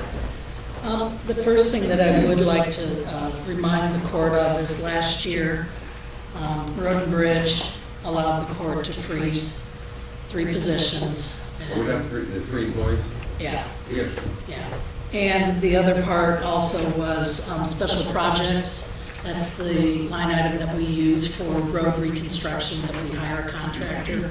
We gave that back to the court. It was probably $800,000-900,000 that we had given back to the court. So you are going to see that added back in. Which fund What is it? number was that? Road construction number? It should be under, well, now they've broken it out to the road name, but it used to be special projects. And It used to be 580, 15, 612, 580. thank you. Okay. Now it says Bear Creek Road. The one above it is another special project. Yes. Pikes Peak Road. Which is much better. Charlie and I were talking about it. You know, sometimes we'll get asked a question on a project that was 2 years ago, and if you don't have the actual name of the project in there, and it's just a very general thing, it's kind of hard to remember those things. So we were very happy that the auditor's office actually listed them under the road name. And then I guess Ayers Bridge, is that right away? Yes, Should it be? yes. That's a special project also? Yes.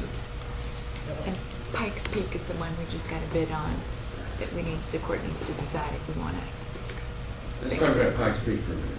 Okay. Refresh our recollection of what we were about Pikes Peak. Okay, That's the well- one over off Turtle Creek, right? Yes, Upper Turtle Creek. Pikes Peak Road was accepted in 1981. It was when the road system was under a precinct system, it was not under a unitized, so really each commissioner was their own road administrator. So Pikes Peak has a hill that is very steep that comes into Upper Turtle Creek. And Charlie and I went out there, gosh, I bet you it's been a year or two ago. Charlie's got an instrument that we're able to do grades on that hill. And I don't know how many shots that Charlie took, but it was quite a few. And out of those, 28, 3 of them were at 28. And if you look at the current road, yes. That's the grade. If you look at the road construction specs, and I don't think they've changed over the years, 12 is the highest. So the road obviously probably should have never been accepted for maintenance. The hill portion of it, the rest of it is okay. The hill portion is roughly about 800 linear feet. There are some folks who travel that road. The number is not real large, but they do travel it. There are 2 other roads that you can take that'll bring you back into the same area, so it's not, They're long, right? yes, Take some time to get there. little bit. I'll let the commissioner, Is it 1.3 miles from one end to the other? Is that what it was, Charlie? Pikes Peak, Uh-huh. I think it was about that. It's like That sounds 1.3, about right. 1.4 miles. It is not a fast road, so it's between 3 and 5 minutes to go around. What's this reference, the back road going into the horizon? I don't know the name of it. You do have Ranger,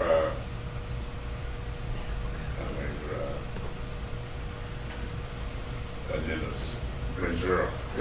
You have Rangero and then curve around this back road that goes up into the horizon.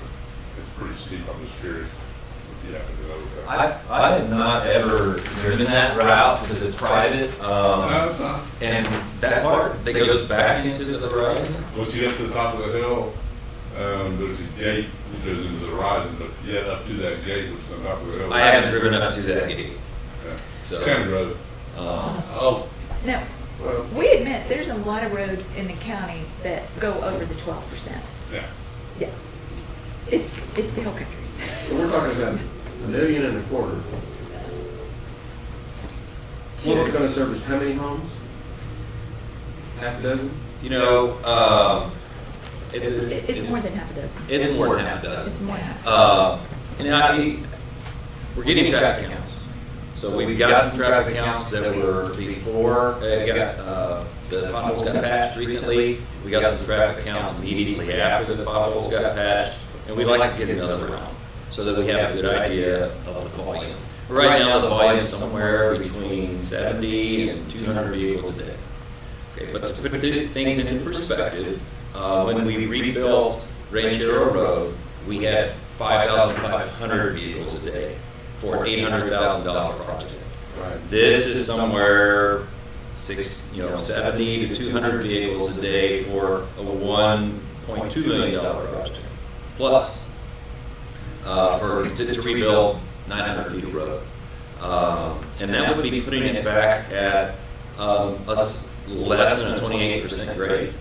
But we're still not going to hit that 12% grade. But it would be better. It might be more cost effective to continue to maintain the road, pothole, patch it. But that's all that has been done for this road. It's my understanding when there were some attempts to do some construction out there, that it was just very, very dangerous, hard on the equipment, and I think there may be even some equipment that went downhill. Is that right? Robert is That not may have been on a here. different road, but a road, maybe not as steep as that. It's just, it's crazy dangerous to get out there. I think with road bridge personnel to try to rebuild the road. If you're gonna rebuild it, get a contractor. And we got a quote from a contractor. It's where the $1.2 million came from. Right now, we're patching it about 3 times a year.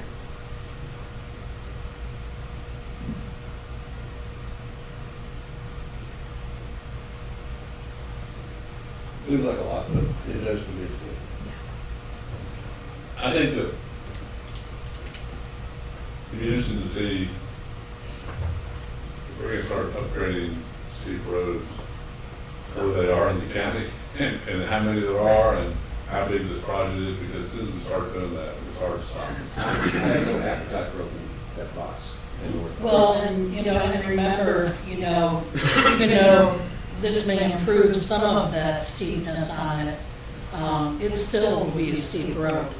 And it will probably be a road that every time it comes up for a new surface, it will go out and probably be contracted.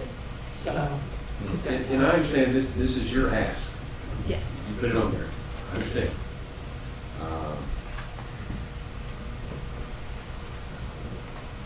Have we looked into what it would take to just abandon the road? Close it? No, we could, or, Yeah, not yet. so it, I think before I submit my proposed budget, I'd like to see what our options are. That's a big price tag for very little return. I agree, we need to know the options. I appreciate the ask. You're doing your job. Appreciate that. How much do we spend just filling potholes and doing little repairs each year? You mentioned 3 times a year we go out there. What does that cost the county? what was that? I can't I've remember. got it, it's in my office. I believe it was around $900 Yeah, each Crystal time. ran So that. times 3, Yeah. about $3,000 to $5,000 a year. Yeah. Yes, sir. Big difference. Big difference. That's a lot more cost. It- Million and a quarter. Again, these are rough numbers. They're not crazy rough though, they're pretty accurate. But if you look at when we rebuilt Rancho Road and you look at the volume, the year that we did that, our cost benefit analysis was about, was it $95, $97 per mile per vehicle? Okay, per mile vehicle. About under $100 per mile vehicle. This is somewhere in the range, anywhere from $37,000 to $97,000 per mile vehicle. So that puts it in perspective. Well, that's something that the people need to think about. Right, we make this decision. I think it's, I won't be around probably, so I don't worry about it. I think it's bad policy to abandon roads where we have taxpayers on those roads. Oh, yeah. Just in general, so you're not going to abandon the road unless 100% of the people that use that road want it abandoned. I think that's a very bad policy. But I like the patching. Yeah, patching's good. And the people buying That's the roads, understandable. the people buying the roads, you know, they understood what the road is like when they, moved out there. And people wouldn't have to go too far to cross the county line and see other county glitchy roads and stuff, you know. This group right here makes us look good. I mean, all our roads are steel coated and stuff, and that's rare in Texas. Just real quick, the rub on why does this take longer to patch than another road? Because it's so steep, the patches don't stay very well, so the road has got to be dry before they put anything on there. Otherwise, you're just putting it on wet, and it's gone the same day. And so if we're in a series of wet, which we were, 6 weeks ago, 8 weeks ago, it just kept raining just enough that they couldn't go out and patch it. It would have been a Band-Aid on top of, a tiny Band-Aid on top of a really big wound. It just wasn't going to stick. And so they were waiting until it could stick. So the folks that were out there were getting irritated and said, hey, we ain't even going to patch this thing. Wait for the weather to get right. And now it has been patched. Here's our expert. Yeah. Kelly, before you get along away, for the public, I'd like you to talk about, we got some significant cost increases in materials. And, that's reflected in your budget, but, when things go up 30%, 40%. One of the materials that we use for patching is a cold mix asphalt material. And that material today is right around $100 a ton. That is our most expensive material that we use. I can't remember exactly what year it was, but it wasn't too long ago, maybe 5 years ago, that material was probably more in the $50, $60 a ton range. Most of this, of our materials that we go out for bid every year, do you very rarely ever see them go down. If you do see materials go down, we have the old emulsion that we used to use, CRS2. Now we use the CRS2P, and that's a polymer, so it's got a lot more flexibility in it. But that CRS2 is still on our bid packet, and you look at that and it kind of creeps down. It's because nobody's buying it. Nobody wants it. It used to be good emulsion to put down, to put your rock over it, but the rock no longer sticks to it, and that's why a few years ago I came and said, hey, well, we really are going to need to go to this polymer, but obviously it's more expensive. It's worked well for us. We don't have the rock retention issue that we have had. Every year it got worse and worse. You know, there's several here, like the aggregate, it's going up a little over $200,000 last year. Fuel, right? And a lot of that for that too, is we were using a local pit. Right. I don't really want to mention the name or anything. And I mean, they have served us well over the years, but it became harder and harder to get crushed stone from them. And we weren't done with all of our orders for the year, and we called in like end of July, sometime in August. Oh, we're not going to crush any more rock for this year. And we're like, we have rock orders that we need. Yeah, that's part of your bid. Yeah, so we used to get that black trap rock out of Uvalde, and it's great rock, but it is so incredibly expensive. So one of the crew chiefs, not the one sitting here, but the other, drove into San Antonio, New Braunfels, all those areas, and started talking to people, and brought back samples. And, you know, we told them, hey, we're going to be bidding our material. If we liked their material, we said we would like for you to bid if you would, and they have. And which is good, because we probably have more options than we have had in a very, very long time. But when you're getting rock from San Antonio, or you're getting rock from the Braunfels, it costs money to get it here. And so sometimes on some of this rock, you look at on the material bid list, the delivery is more expensive than the actual rock itself. Commissioner Harris, last year we did not increase any of the material items either. So last year we did not increase the line items for any of the materials, so that's why it seems sizable. I'm not complaining, I just want, this is for public information. Yes, sure. I mean, because everybody loves good roads, but they cost. Pretty rare. Another one that we changed, that had a change in it, is 15-612-331 fuel. We had increased that. We just don't really know where the fuel prices are going to go and what they're going to do. If we don't spend it, it'll still be, you know, whatever is left will still be in the budget. But with interest rates not coming down and inflation kind of being where it's at, I have no idea where those fuel prices are going to go. And we buy 3 different types of fuels. We buy the unleaded gasoline. We buy the dyed diesel that goes into your heavy equipment. You better not have that in your pickup truck if they pull you over. And then we have the on-road diesel that would go in pickups that have diesel motors in them. And so, you know, we're buying 3 different types of fuel for Road and Bridge. And we really appreciate that the court allowed us in this fiscal year to get those 3 new fuel tanks. That was a smart move to get those replaced. So anyways, we've raised that. I'm just hitting on the ones, and if I miss one, please stop me. Tell me a little bit about your purchases, your equipment. That has gone really, really well. I think when I took account of what we have either traded in or sold at auction, at our own auctions that we've hired somebody to do, I think we have gotten rid of 75 pieces of equipment. And what we've taken in the last 2 years is about 40. So we have almost cut in half our inventory of equipment. When you and I discussed that, I forget what year was that? That's probably 2 years ago. 2 years. Yeah. How many? I think it was 2 years ago. 2 years ago? And how much do we have in the budget for this year? It's a little over 2 million. The current is at 2.4 this current fiscal year.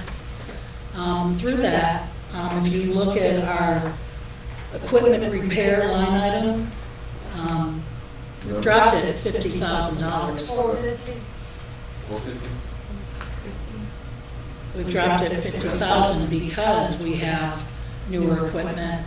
You're not having these major repairs on something that's 20 years old. And, you know, the guy that's running our shop,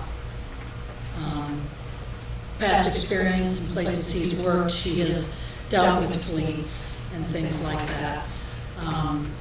He also has gone through, because we're trying to get more light things, like all of our lease pickups. If you've seen them on the road for the crews and for the shop truck, they're all Dodges.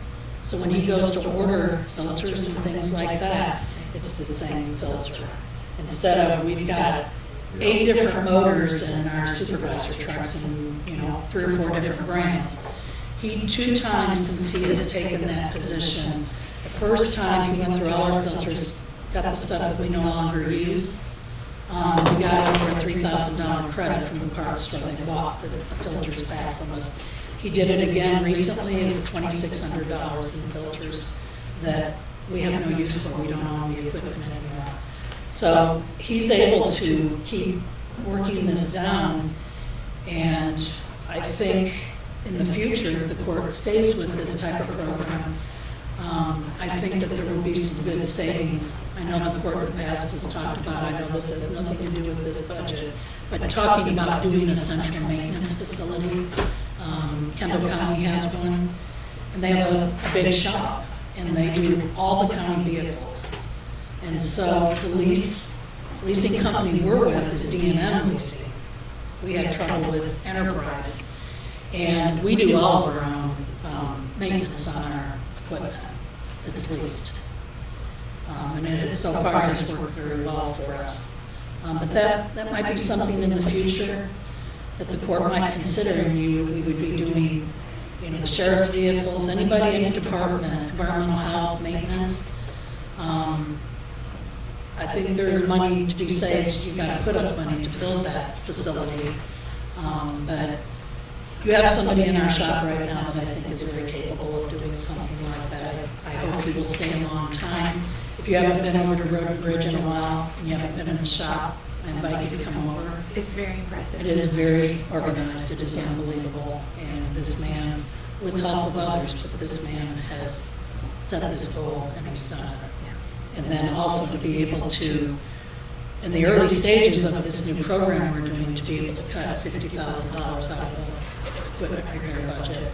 And he's confident that he will probably still have some money left over in equipment repairs with the $50,000 being taken off of that. So I think we're moving in a good direction. I think it's very smart as far as the big equipment. And when we go to trade things in, we're getting top dollar for our stuff. If you know anything about county as opposed to private contractors, the hours on our equipment, because we're not like these big contracting companies that work sometimes 2-3 shifts. They see it's county equipment coming in, they know it's got low hours on it. So the values of our equipment is worth more, and our trades become more. So that program is definitely working, and we've been able to get a little ahead on our purchases. I've just brought that one on Monday that had a 49.1% government discount. So, you know, I hope that the court will stay with this program. I think once we do a full cycle of it, I think you should be able to see as we go into the second round and this stuff's getting traded in, and you're seeing these larger amounts of money for our trade-in on the equipment. And we don't have a bunch of stuff that breaks, and we're trying to find parts, and sometimes parts aren't readily available. So, but I think we're heading in a direction of trying to streamline the road bridge department when it comes to maintenance on equipment, things like that, and that carries so much in stock.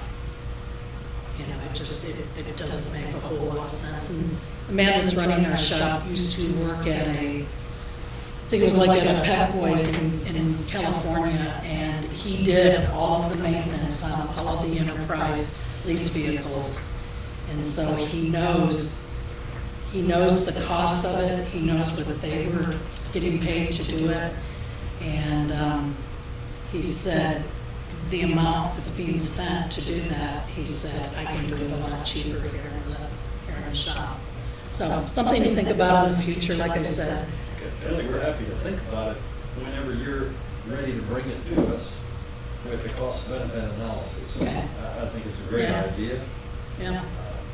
In principle, I would support it, Yeah. but we need to see the Yeah. analysis. Yeah. What's it gonna cost? Yeah. In terms of And we'll do that. capital and additional manpower, and then Yeah. what are we likely to save by doing it? So back to what I have here. We did go through on the materials, your coal mix, your aggregate, your asphalt, oils, emulsions, road base, all of that, increased cost. You know, your road base, well, that's the same material that people are using to build homes and driveways and things. So all of that has gone up. And like Cindy said, we held our material costs for the current fiscal year, and it's time to increase that. Just a general comment, Kelly, I totally agree with the plan that you've undertaken, but I would caution the court about any savings coming in the future. All of this new equipment has a much shorter life than the old equipment used to have, due to electronics, and the costs are going up way beyond inflation. Yeah. It's a good program to do because, I mean, it's inefficient not to have equipment that works, but the cost of that stuff is just going through the roof. And that's one of the reasons we're also trying to trade it in a little more quick with the warranty, just a little bit of warranty left on it for a better trade. It's because of electronics. Moving quickly is important. Yes. Because the repairs are the one that take the equipment out to use for a long time, you can't get parts, and the cost of the repairs are ridiculous. Yeah, the electronic repairs to replace the computer board on the equipment, I mean, you can't even fathom when you find out what that board's gonna cost to go into the equipment. So. Okay. Anything else? Yes, guardrails, I wanted to touch on Yeah, that. what's up with that? What's that? Guardrails. That is $560. You'll see a pretty big amount of money in there. We tried to get a quote from 2 different people on this. We have a location that's on Ranchero Road, and it's at Ranchero Road in Monroe. You probably have seen it. It goes over, what's the name of that creek? Yeah, Camp Meeting Creek. And there's a little handrail on one side. There's a walkway over there. Yeah, and because you've got them at school, you know, up in there. We've had 2 different people go up on the sidewalk and hit the handrail there 2 times this year.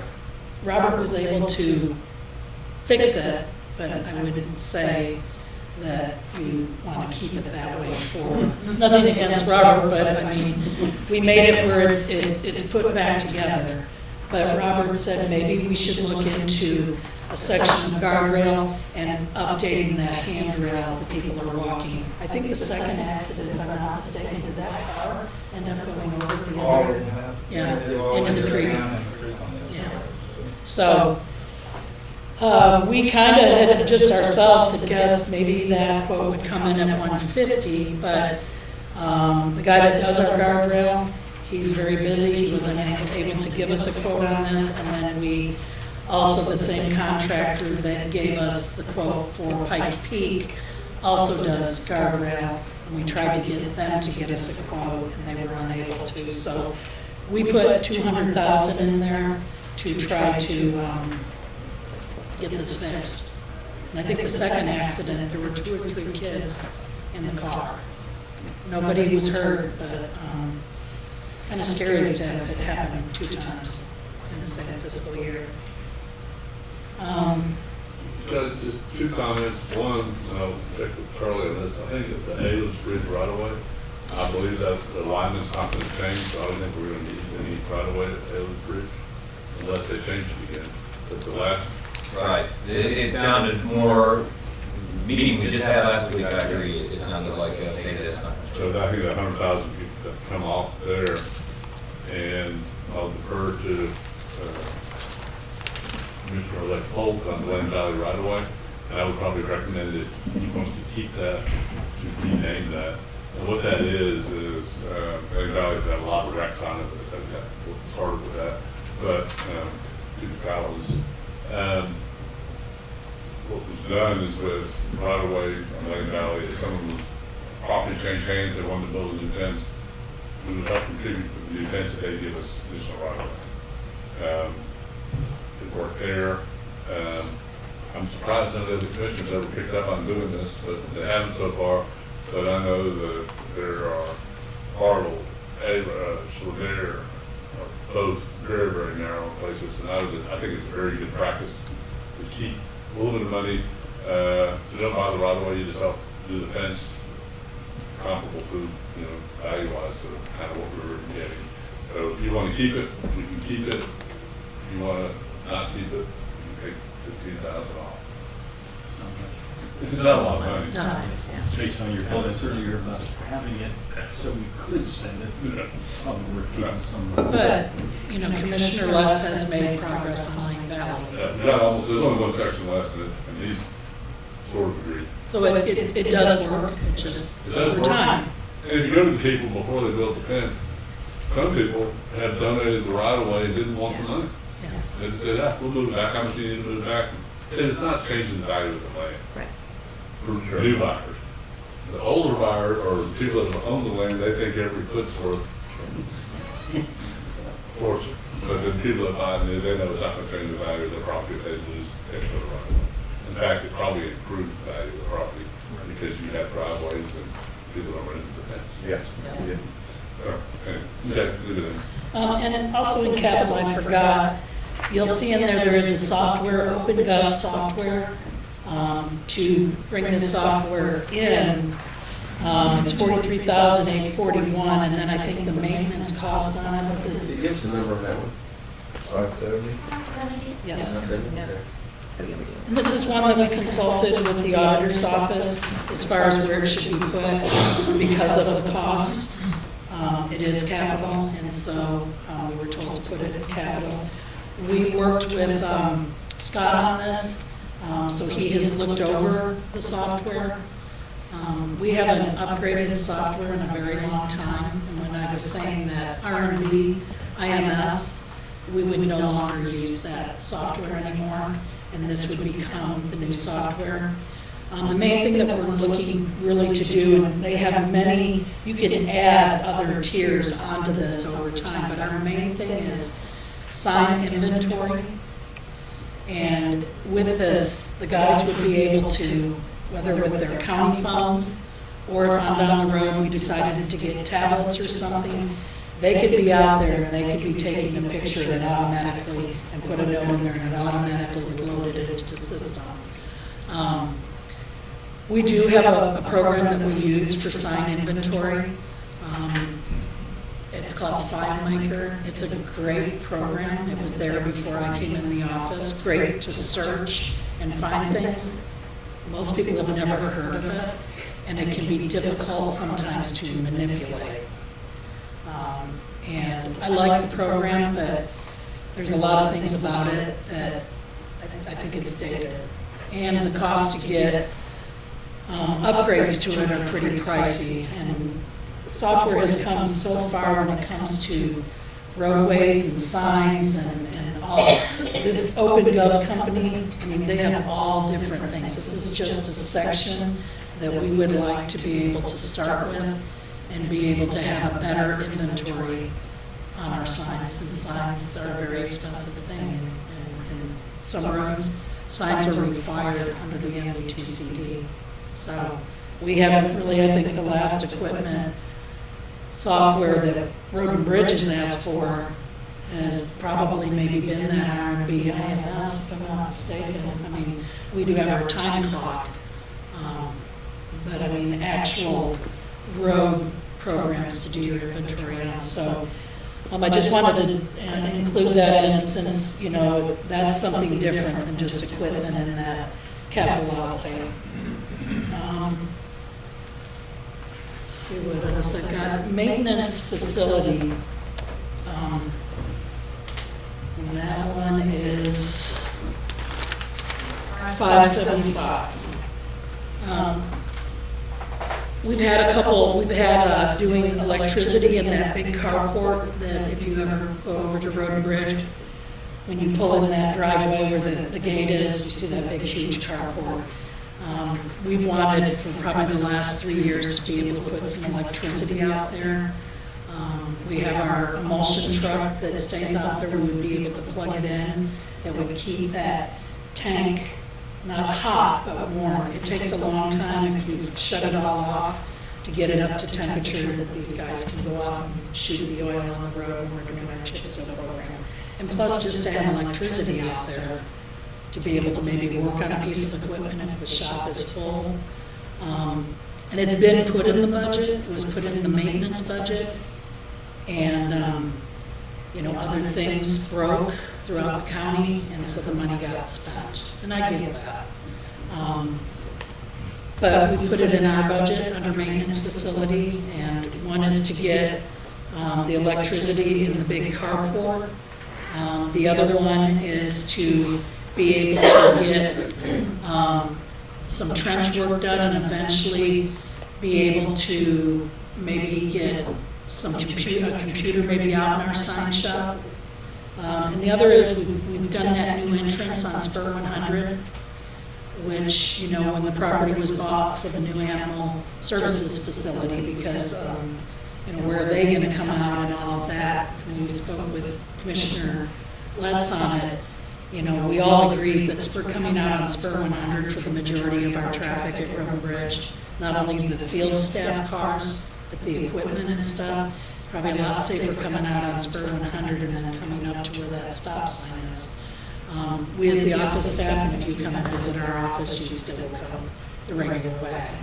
But it has made it easier for us to get out when it's 4 o'clock.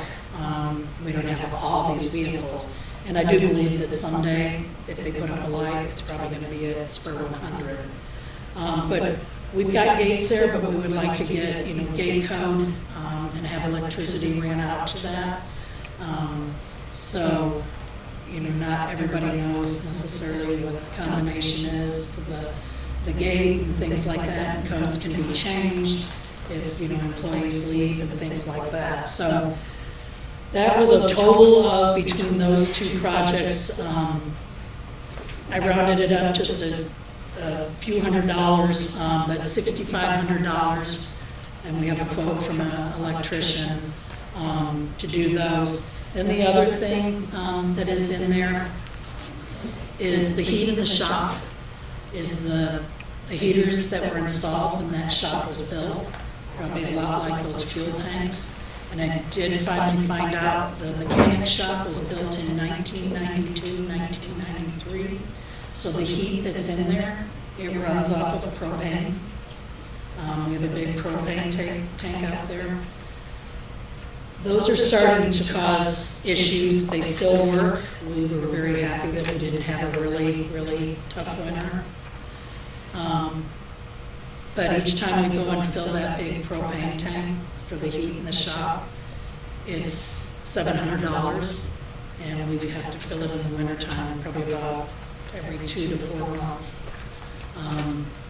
Tony has had somebody come and look at the heaters to see if they could be fixed, and he said it would cost you more money than they're worth to do.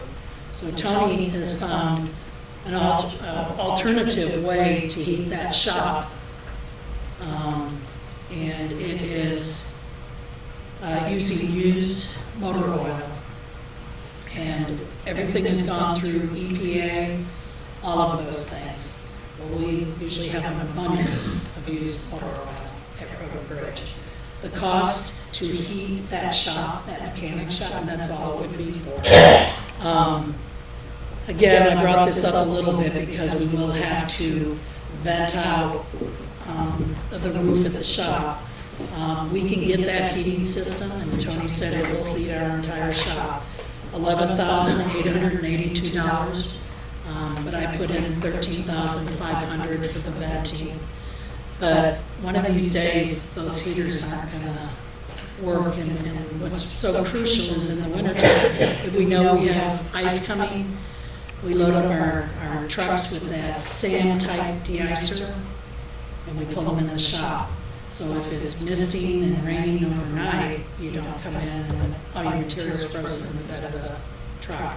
And if you don't have heat in the shop, even if the truck isn't out in the elements, because of the temperature, and there's moisture in that material anyways, it will freeze inside the shop also. So, like I said, I think that the county has gotten their money's worth out of the heating system in the shop. I think it's time that we replace it. I don't think that the cost is tremendous, so. Is there a lot of history in that new use of the motor oil? I mean, it's not a new, it's maybe a new system. I don't want to make sure before we bought something like that, that we knew that it was working and talked to people that have had that system for a while. I believe it has. I think that they use, and I did ask Tony to come here because he would probably be able to answer your question a little bit. But this system, the company that makes this system, I believe is out of Minnesota, and this system gets used a lot in the north, as Tony has told me. So, but if you would like, I would be more than happy on our next meeting to ask Tony if you have further questions. We would be able to. You're just asking the history of how long, how long they've been using that system. And the life of it. Do you know? Something like that. Just about what you have speaking to Tony now, it's more of the northern ordeal as far as where it gets a whole lot colder and a whole lot more, but it's a little more economical, environmental friendly and everything, because you're using what is already there. I could read this may tell you a little bit, but the Lanier difference, that's the name of the company, 46 years in manufacturing waste oil heaters. No other company has as much experience. All Lanier heaters are built with the mechanic in mind, therefore installation is a breeze. Lanier customers have access to unlimited technical support via phone for your lifetime of your product. Lanier is also the only company with an app for your smartphone. The Lanier app gives you access to all of the how-to videos such as installation, cleaning, and adjustments. The Lanier app also compensates our customers for referring their friends. Through the app, you receive access to one-touch dial if you need to speak with one of our world-class experts. We also offer best pricing through our factory direct approach. 46 years, that's the first sentence. And I correct myself, I said Minnesota, they're out of Janesville, Wisconsin. Yes. And one other perk to it is we are paying for a company to come get our used motor oil and haul it off. So that would be another drop. Okay, good. All right. Okay. Let's see what else I might have. I think that I've covered. Did I miss anything? Cindy, if you Well, want. in that maintenance facility, there's additional monies for that additional property behind. Yeah. To do some changes and some fencing and things like that too. And that would be things that we would discuss with the court as far as access to where the site plan that has been done for the animal services, our facility, that, we put some money in as far as for access. Yeah. So that's where that extra money went. But I think under our budget, that's all I've got under Fund 15. I know there's a couple beyond here that Charlie and I both will probably speak on with Fund 22. I just have one question for Robert. before he leaves? Yes, sir. Robert, I just want you to go back and help us on Pikes Peak Road. Yes.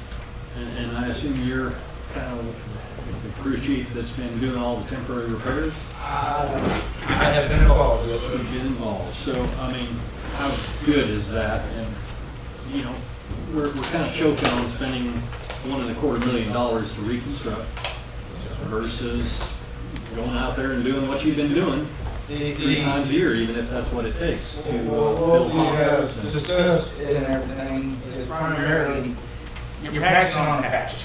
Yep. So at some point, what you have underneath is just not gonna hold because you're kind of covering it up. And so it's, the very, very bottom might be a good ordeal, but what's in between, you're just going on top of it. It's kind of like putting paint over paint over paint. At some point, it all peels off. And that's what we're concerned with on that. It'll make it for a while, but at some point, who knows when that point will be. Sounds like we need to keep it on our radar screen and watch it for the next couple of years and make a decision. I agree. I think that's the route to go. But I think it's good having this conversation and knowing that we have this out there and the expense of it. Okay, so let's move on to county engineer. Meeting 601. We have it before. 601. Right. Yeah, right. You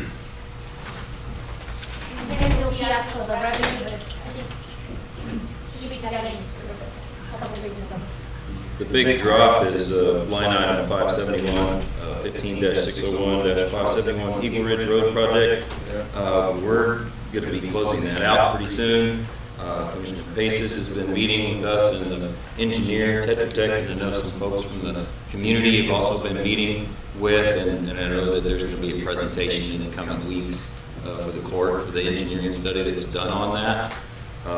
And that, I think we had budgeted $130,000. I think what we're spending is $85,000, but I don't see a need to budget in this coming year any money at all. So that's a big drop. And then I've got some little pluses and minuses here and there that add up to a grand plus of $1,050. I need a little more money in postage. We've been having to send a lot of things out by certified mail, and that's significantly more expensive than just getting a stamp.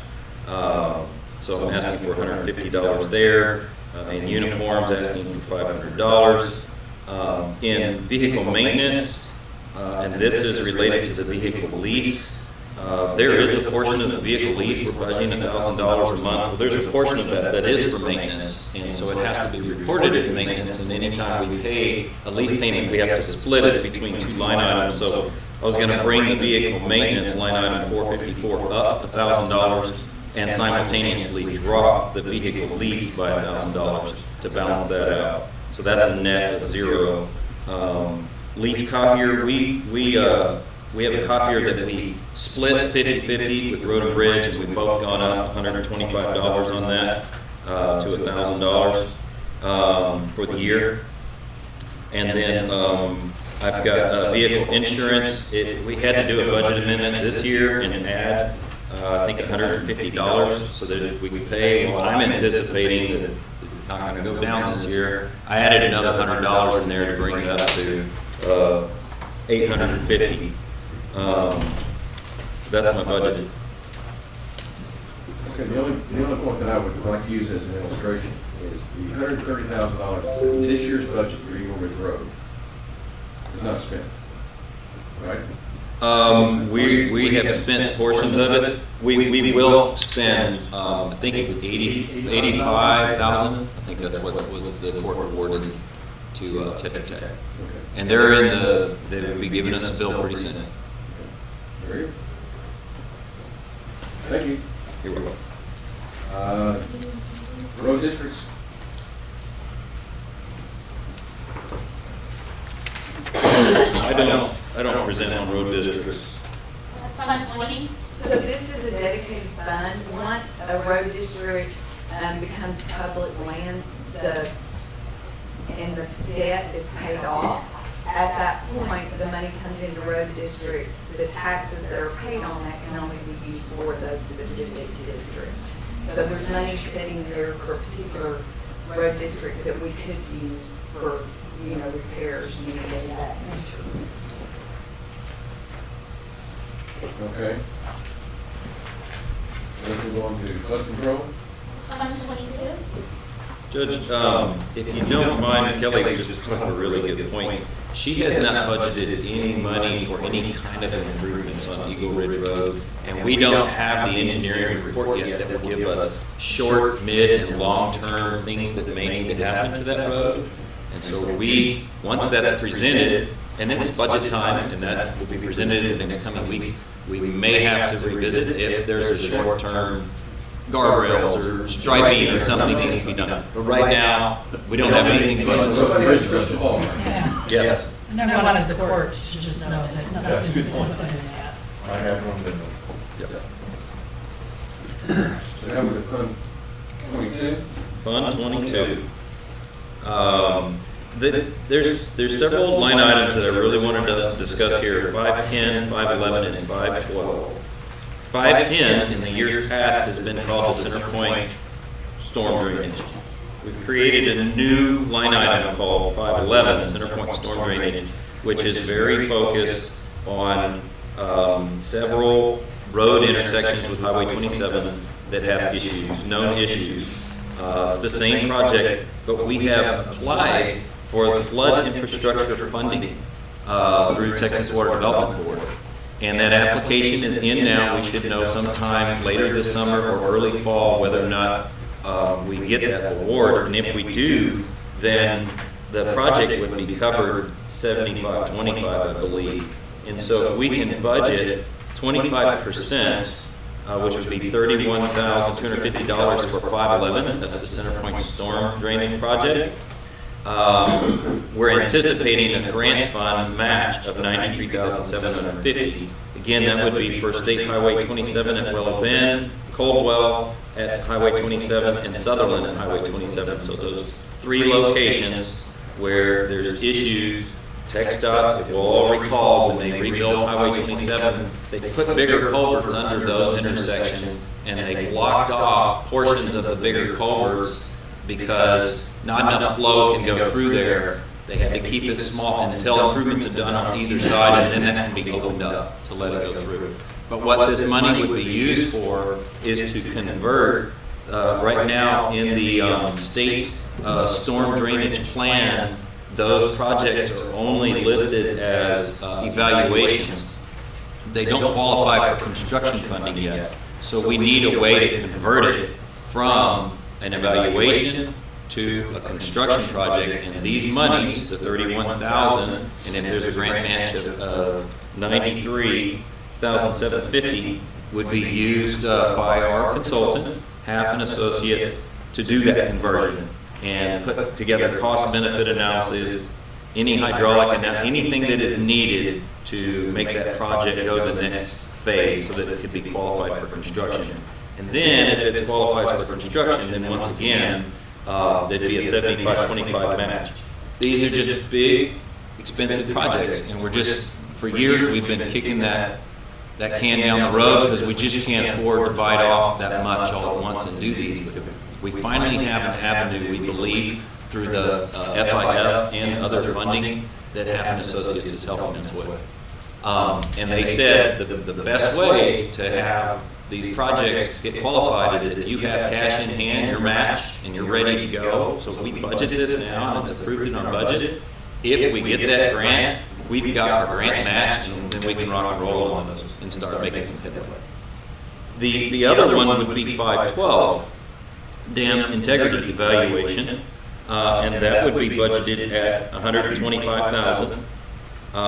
And the anticipated grant match would be $375,000. Again, getting it from an evaluation to construction. Right now, it's still listed as an evaluation in the state plan. I don't think we'll need all this much money to do that evaluation. I don't anticipate it to be $500,000. I think we're gonna end up spending $500,000 to $600,000 on the actual, pumping the dams full of foam is really what needs to happen, but right now, it's listed in the plan as $500,000. Those were construction dollars, but just to keep things moving along, I'm recommending that we budgeted at 125, and then that brings us to the balance, which goes back to 510. We've changed that line item, and before it was listed as center point storm drainage. Now it's listed as drainage master plan. And what we did on current budget in 2024 has $259,000. If you start to add those numbers up, the 102 for 510, the 31, 250 for 511, and then 125 for 512, they add up to this $259,036. All we did was we split the money that we already have this year into those three. I think 510 drainage master plan, premature. I don't know what will go in a drainage master plan, but I like the idea of having it as a project listed on here year to year, because I think in the next 10 years, we're gonna all sit together and say, it's time that we need a storm drainage master plan. But I would recommend that this 102, this balance, this 102,786, that the court take that, circle it, and you put that where you wanna put that in your budget. I don't know where it can go. I don't know if it's stuck with Fund 22. I don't know how that works, but we don't need to budget that. If we're looking to drop our overall budget, there's some money to drop. I'd put it at 0. Let's do it. Okay. We're just, unless the court is looking at me and saying, Charlie, we're ready for a storm drainage master plan. I'm not. I don't have my brain wrapped around that. I don't see a need. There's so much data that is available to us through the Water Development Board, through TNRIS, through TCEQ, et cetera, et cetera. We feel like we have what we need, the tools, in order to manage storm drainage now. We don't feel like there's anything that we need a consultant to do for us yet. This is dedicated fund, is it not? This one is? 22 is. So it just stays in the balance. And Yes. that's under 2. It's always good to have a balance there because someday it will rain and we have a flood. Hold that off, just one second, let me check something. There, Currently, if you leave it in there, like we're scheduled to transfer 125,000 from general fund into Fund 22. And so we could take that out if the corresponding Break it out. expense is taken out. Good. Okay, next. you're welcome. So, we're gonna, down to fire protection? That's mine, I didn't realize 15 seconds.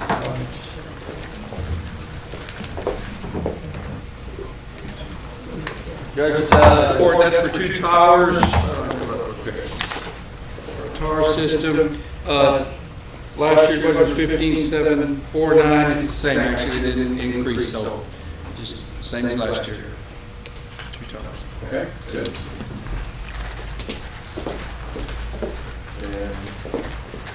And indigent health services, 150. 150? This one, again, I left it the same. I kind of, Natalie kind of helped me with it. She's more familiar with that than I am. I'm still not familiar with that program 100%. So she felt that keeping it where we were at was meeting our needs.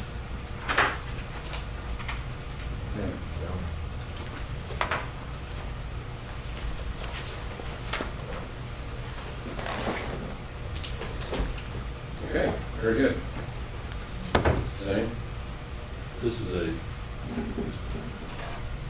probably said it every year, but we used to spend, we're required by state law, I believe, 6% of your part of the general fund, you have to obligate up to that, then the state will pick it up.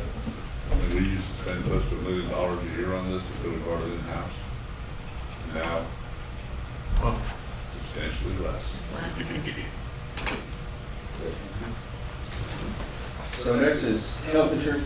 Before you move on, back on fire, we just renewed our contract with Kerrville for EMS, right? We're doing it that.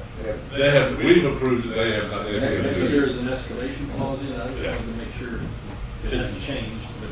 It's the same escalation clause, once we alter and calculate that. So, right, okay, so they'll look at that and if need be. Yeah. It'll be, it's based on the CPI and balance, I believe. It was the same number, and I'm guessing it actually does go up. It goes up. Yeah. We just, I want to capture that. Yeah. I'm all for it, I just make sure we get the number right. Health insurance and benefits. Copy separate, everybody. Yes, handouts, sorry. Are we taking one of each of these? Yes. That's the next thing that I'm going to talk about. So we had, our renewals came in for health and dental through Texas Association of Counties, and our medical was going up 3.5%. Yeah, and pass along. And our, Wait till we get them out. Yeah, Sorry. one second, pass along. It's a little confusing. There's three. Yeah, Three? pass along. Just take one, pass along. 3 topics. Yeah, got it. Okay. Everybody go.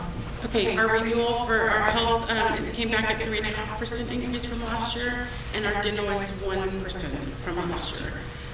What code are we looking at? Number? The health insurance. Health insurance is divided out between all the different departments. Okay. Good. It's, you're talking about this one, Yes, right? ma'am. This one, the renewal. And so Ernesto with TAC is here, and so he's gonna just talk to y'all a little bit about the renewal and if y'all have any questions for him.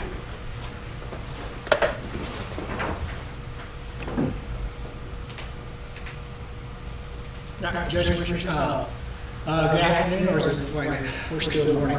Still morning. Morning. Just kind of want to do a brief overview on how the renewal went for the whole entire pool. Our board met May 3rd, so when they voted on the renewal and everything, the average pool increase for this upcoming renewal is going to be a 4.6. So that's the average increase for all the pool members. So what does that mean? With that 4% increase is where we start when we look at each individual members individually. Okay, we do allocations. We look at your demographic factor, which means how old you are, compared how old the county is compared to the average age for the whole pool. And currently right now for your demographic factor, you're actually getting younger. Okay, you're almost about 1% younger than the entire TAC pool, which is good. That you are a little bit larger county compared to our other pool members. So the credibility of your claims are a higher percentage, okay, which is where it's a higher percentage of projected claims for next year. So your claims are telling the story of how y'all are pretty much running. And your loss ratio right now, for this renewal was a 92% loss ratio, which is good. We want to see you around 86, 88%. That's where pretty much counties are breaking even, okay, but you're just a little bit higher compared to last year. Last year's health renewal, your loss ratio came in at 80%, and that's where you got that 1.2% increase last year. Your loss ratio is a little bit higher, a little bit more claim out there, but nothing too concerning, and that's why the little bit of the increase from 1.2 to 3.5% for this upcoming renewal. So the medical. So that 3.5% means it's going to be, since the county contributes 100% of the employee-only premium, that's going to be around a $25.36 per employee starting October 1st. On the dental renewal, it was a 1% increase, as Mr. Batas mentioned, and that comes out to about 24 cents increase per employee for the dental rates effective October 1st. Okay. With that, I'll just leave it if you have any questions on the renewal or anything on how the pool is running, anything at all. Oh, one thing I do want to add, Judge Commissioner, our board is going to meet June 21st to decide whether there's going to be a surplus distribution this year, which means the surplus, if there's surplus left over from operations costs from the previous year, if there's a surplus, we're going to give money back to our members. Dividend. That's a good way to put it, yes, sir. What's the trend on that? Did you give money back last year? None, for the past 2 years, there weren't surplus distributions. And the reason because, the pool had experienced a little bit higher average increases the last 2 years. Last year was a 6.2% increase. The year before that was a 5.9%. And then the year before that was a 7.3%. So this year's the 4.6%. I think we're trending down, which is that not only benefits Kirk County, but it benefits for all of our members of the company as well. Thank you. Thank you very much. So attached to the back of those packets, I did kind of a couple of proposals. One of them is if the county absorbs the increase, that's what the cost would be. And the second one is if you pass the increase on to the employee. I'm sorry, say that again? If you pass the increase on to the employee. So one of them is the county absorbs the complete increase, or one of them if you give it to them. And so that's what those two would look like as far as numbers. The spreadsheet, the second page is The employee. passed on. Correct. Page, keeping it as is. Just as a couple of options and how numbers would look. And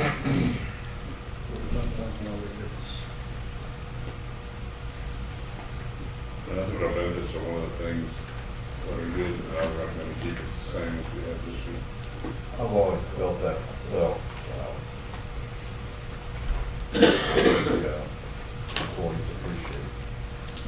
We may not have a high pay rate, but we make up for it here. So on the retirees, wasn't there some discussion last year about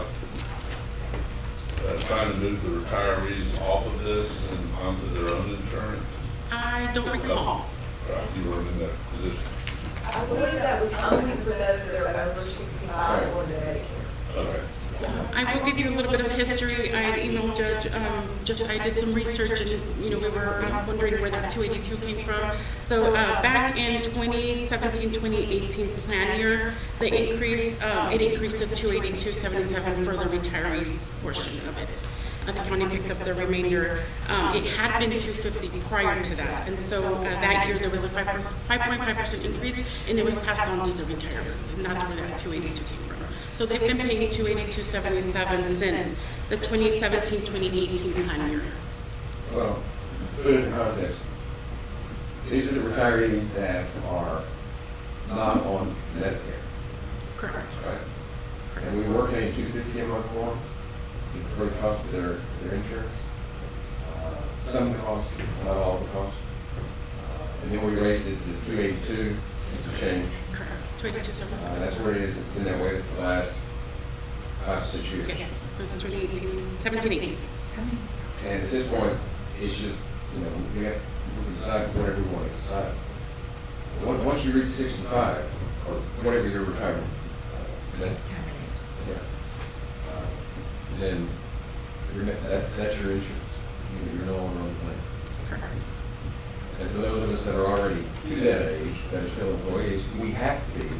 Our primary insurance is not Medicare. It's like Blue Cross Blue Shield. Because that's what the labor law requires. While you're actively at work, correct. Right. So, what else do you have? The next, I shouldn't be paying from Medicare.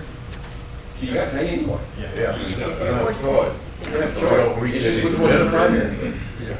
The county's Blue Cross Blue primary. Shield is your primary. Okay. It's a shared, Medicare is a shared cost, everybody's gonna pay Yeah. for it. It does. We look at this every year. okay, that's it. That's all I have for Medical Dental unless you have some questions. The next thing on the list was Canada holidays, and so I gave you all a couple of options because I threw Juneteenth in there for option number 2. It's a federal holiday, so I put it in there, but I did give you an option number 1 without it. I didn't get that. Yes, second. You get this one? Here, right here. Did it, I don't know. do we not have enough? Did we not? we not Yeah, have- I don't have two. Okay, we can share. Yeah, Okay, we're good. sorry. I haven't. That's all right, we have two. Yeah, we good. So what's the difference? Option 2 has Juneteenth. So Federal holiday. it's a federal holiday, a couple years ago became one, and so Several years ago.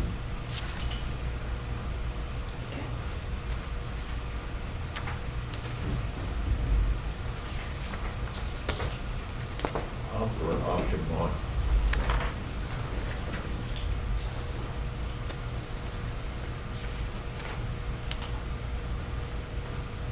Option 2 just has one extra holiday. So they're just our options. We're not making a decision. We're not making a decision. right. Okay. Okay. So we went to the holidays, and then county review, policy review. Correct, and so that's the general provisions, which is that last packet I gave you guys. I worked with Tanya, Tracy, and Heather on this. We kind of cleaned it up a little bit. There was some stuff in there that, and it was either mislabeled or outdated, so we've kind of changed a little bit the terminology on it. You'll notice on page 3, there's a little highlighted area. So we're still working with the Sheriff's Department, and TAC has been helping us on clearing up the 207K and making sure that we're, where we need to be with it. So I highlighted it just because we left it in there because currently that's our policy. But other than that, everything else, I think we were very in agreement with the changes that were made. So the public understands what we're doing.